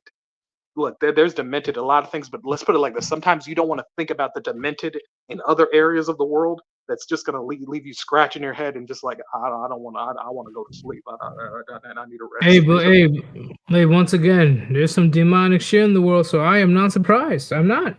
Oh yeah, But I'm I'm not gonna surprised. answer the fish got nukes. Wait, what? Mom pimped her out? Yeah, Miss Reed. It was her mom or the dad, but I'm pretty sure it was the mom that wanted her to continue her work. How weird is that? Let me put it like this: when that cash flow is coming in, do you think if your morals aren't right, do you really think that mother's gonna care? No, but I will Exactly. But it also tells you this: what did the mother do during her lifetime where it's okay for her to do that? Yeah, that's a good question, but I will suplex the fuck out of my daughter if she even thinks about doing some type of shit. Like, no. I will suplex the fuck out of her multiple times. No, it will be no mercy. I dare my daughter try to do that dumb shit. I dare her. Excuse me. Like, I will do people's elbow, like on some WWE shit. Like I'll put it fucking like this. like, straight to her goddamn ribcage. I'm horrified when I've heard of things like an entire football team ran a train on one girl in one room. I'm like, what? How is that even possible? I'm talking like you underestimate these Jezebels, bro. I know that, but at the same time, I'm like, look, I'm just saying this as a man, the man I am. What makes look? I get y'all may have did a game and all this stuff. You did some hard work, but why do y'all want to share one woman in a room where all y'all are butt naked, butterball naked, and then sharing each other's fluid, going in and out, a good old game of in and out, and then I'm like, y'all don't feel weird later? You know what? I'm gonna be straight up. That look, that is on some. I'll say it's the on some alphabet community type stuff. Well, you underestimate how desperate the average man is. No, I know that I know desperation, but the problem that also adds to it is by being that desperate, it's because they don't even realize their own damn value at the end of the day. We don't just talk about those. We don't just talk about those who haven't yet pushed themselves. We're also talking about those who may have achieved the goals they want on high, but they only did it from a one-sided perspective, which is not. Let's put it like this. I want to go back to one of the things you posted a while ago, which I still appreciate. Do you remember the one you posted about working hard enough to where your idols become your rivals? Yeah, I posted that a few days ago. Yeah, I love that one so much because it goes back to you're no longer having some. Let's put it like this: you aspire to something, but now you become the definition of something more by now you're being a part of the playing field. The point is, you want to be the one who, when you reach the top of that summit, you're not doing it to be over others. You're doing it to see the sights that most others won't get to see. And that comes from the work you put in. exactly. I completely agree. Because let me put it like this. I prefer when you put that meme up to when a certain somebody for a select game decided to make a song, and it's not saying it was a bad song, but I'm kind of sick of his antics because look, you know who I'm talking about, correct? Yeah, there's plenty of people with songs. Well, I'll put it like this. I'll take my horse to that guy. I don't even want to say his name because I get when there are stunts. You get what I mean? There are stunts you want to do to get famous. But the extent he went personally, I'm just like, bruh, that's disgusting. And you know it. It doesn't matter this whole idea. If you've seen the Shannon Sharp Cat Williams interview, it will explain everything perfectly. Oh, I know about that interview, and it got funny. I'm still gonna rewatch that and some other things, but I'm just saying it because I'm like, he made a song that I appreciate when it came down to his collaboration with the Select Game franchise. But what I don't like is what it's like this. You could have put some heart in there, but the problem is what led you to get here, where then the very definition has especially, let me put it like this. When it came down to his little drop of that track on that game, why is it you had an entire flame war come against you, and then a song that later comes up during the regionals actually sounds like the song that's more best suited? Well, I And again, heard I'm he not put he I'm he not put trying to out a put. song recently mocking Jesus. Oh yeah, I haven't seen that, nor will I ever see it. But what I still laugh at is he could act which way this way he wants. But fun fact, he has a secret son that only recently got revealed. Of course. See, So I gotta ask the question: you acting like you so big and bad when you have a son, you see, right? the music industry, especially for black people, is very fucking dark, but nobody wants to talk about it. I will say not just music, but the entertainment industry. It's Excuse me. When it definitely comes fucking to dark. when you have to wear a dress in order to be recognized, I'm sorry to say no, because look, if I were to remake any form of the industry, it's about talent and what you could provide. What gives you the interest? Plus, let's not forget, sometimes with the level they even put these people in the dark parts of the industry, a lot of them have to go to mental institutions because whether it be you acted a role too much, you start to believe you're this character, or you did some stuff that I'm just like, it horrifies me when I'm like, in order to get into the door, you got to get on your knees in order to please. Yeah, which is fucking insane because I don't give a fuck how much money. I don't care if it's $1 billion. There's lines I will never cross. You ain't not gonna put me in the fucking dress. And my biggest thing with it is, at the end of the day, the I'd hardest rather be thing. homeless. A lot of these people, they don't even seem to have fun in life anymore. It's about the status. It's about the where I got and all this acting like I'm important. Excuse me. I'm gonna put it like this: the only people I'll ever give recognition to are the actors who actually stood in the industry, not only acted their butts off, but also stood for something. Let me use an example. Do you remember who the original Superman was? The original? Well, the actor who played. The point is, I forgot all the other details. I know what he looks like, but I forgot his name. Well, I'm going to put the most inspiring thing. That man apparently was never going to be able to walk again. Then, with the willpower he had in him, the very definition of his spirit, he got up on his feet, proving the doctors wrong. Right. I may not know all the details, but I will be damned if that is not inspiring and the kind of stuff I want to live by, and not this sort of socialized goy slop crap they try to sell us as though this is the title lifestyle when a lot of y'all ain't even strong enough to begin with. Let me use another example. Look, I got examples for days, brother. No, I completely agree, man. But I remember when I learned about musicians who have tattoos. Hey, there are a lot of musicians who have tattoos. Oh, okay. Well, I just want to leave it at this. There are a lot of musicians who had tattoos who only wear those tattoos to act as though they're strong after the crap they might have gone through or traumatized crap. But the last thing I'll leave you with is simply this. From not just you, but to everyone in chat who is listening, this comes from me. I believe in you. I love you, and I know you can do it. Do not give up. There's always a chance. Because the definition of being that light in the world isn't about the light you see in others. It's about the light you're going to deliver with who you are. It ain't just a dreamlike statement I'm delivering to you. It's the fact of what you put forth and how you value yourself and the good you want to see that you'll dare to be that's going to give someone else the strength to keep going. Sometimes the only proof of our faith is when we get tested again and again to see if we'll break. But the thing is, don't break, but grow. And for me, this world is unfair. It is what it is. Try your best. But seriously, don't act like a bitch.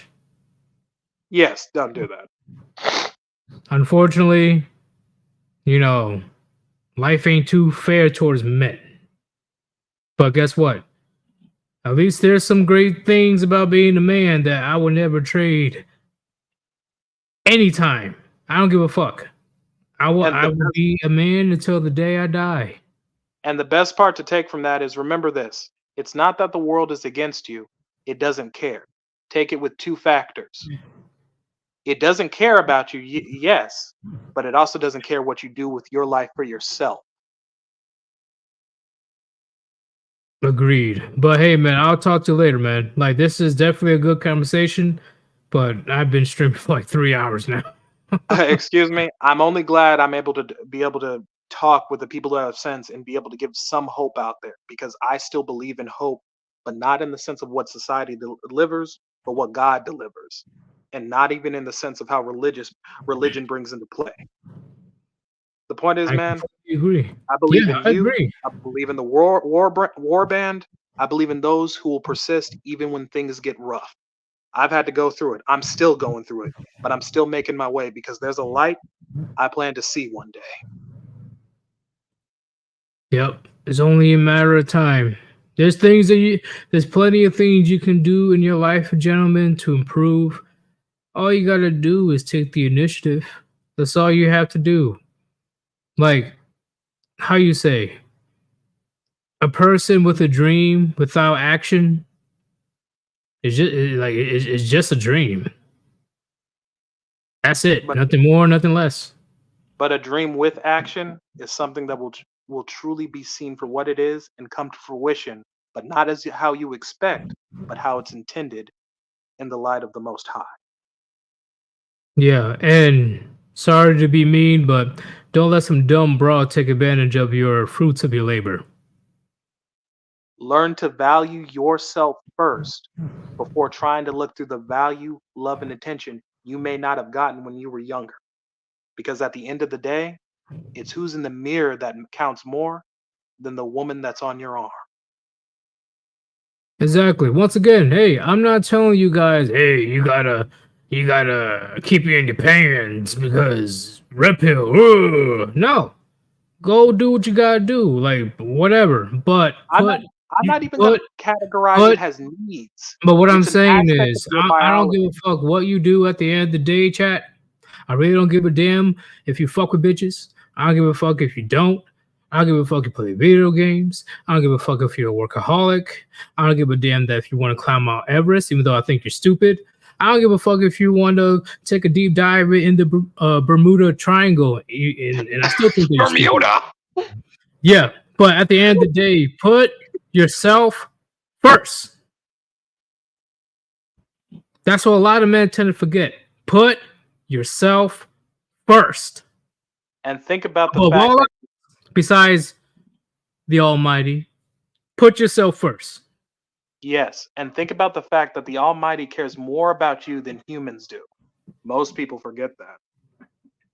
Yeah, you'll be surprised. You'll be surprised, Chad. But hey, I'm gonna let you go. I gotta go and take care of some responsibilities. The shadow descends, and now the shadow ends. Peace out, unknown. Good day to you, my brother. And I see you, Gem Power, in the chat. I will be doing another stream tomorrow because once again, I did make a promise that I will be streaming until the end of February. My bad. So we'll be doing another call-in tomorrow because I know I didn't get to a lot of you guys, but we will definitely do it again. Thank you for everybody that participated in the chat, because that's the main thing. As long as you guys are active in the chat, at least what I'm saying is doing something. Like, at least, you know what I'm saying? And thank you for everybody that decided to donate. I greatly appreciate it. You didn't have to, but you decided to invest in your boy. Once again, I plan on doing another call-in tomorrow. And hopefully you guys are there, because I am not done yet. I do feel bad that I kind of, I didn't get to like 4 you guys. But we will definitely get to it tomorrow. You'll see me roaming around, on various channels tonight. So you'll see me here and there. It is your boy, Sirius. Thank you for joining the stream. This was a lot more chill than I usually am. I will see you tomorrow. I am out. Peace.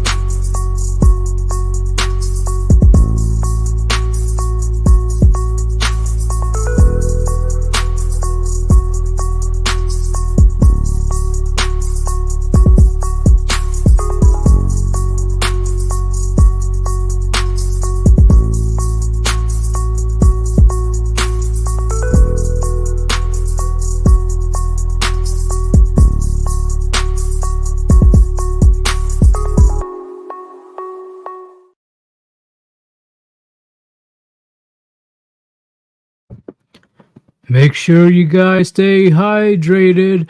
Drink your water. Water is important. Okay, I'm actually out. Peace.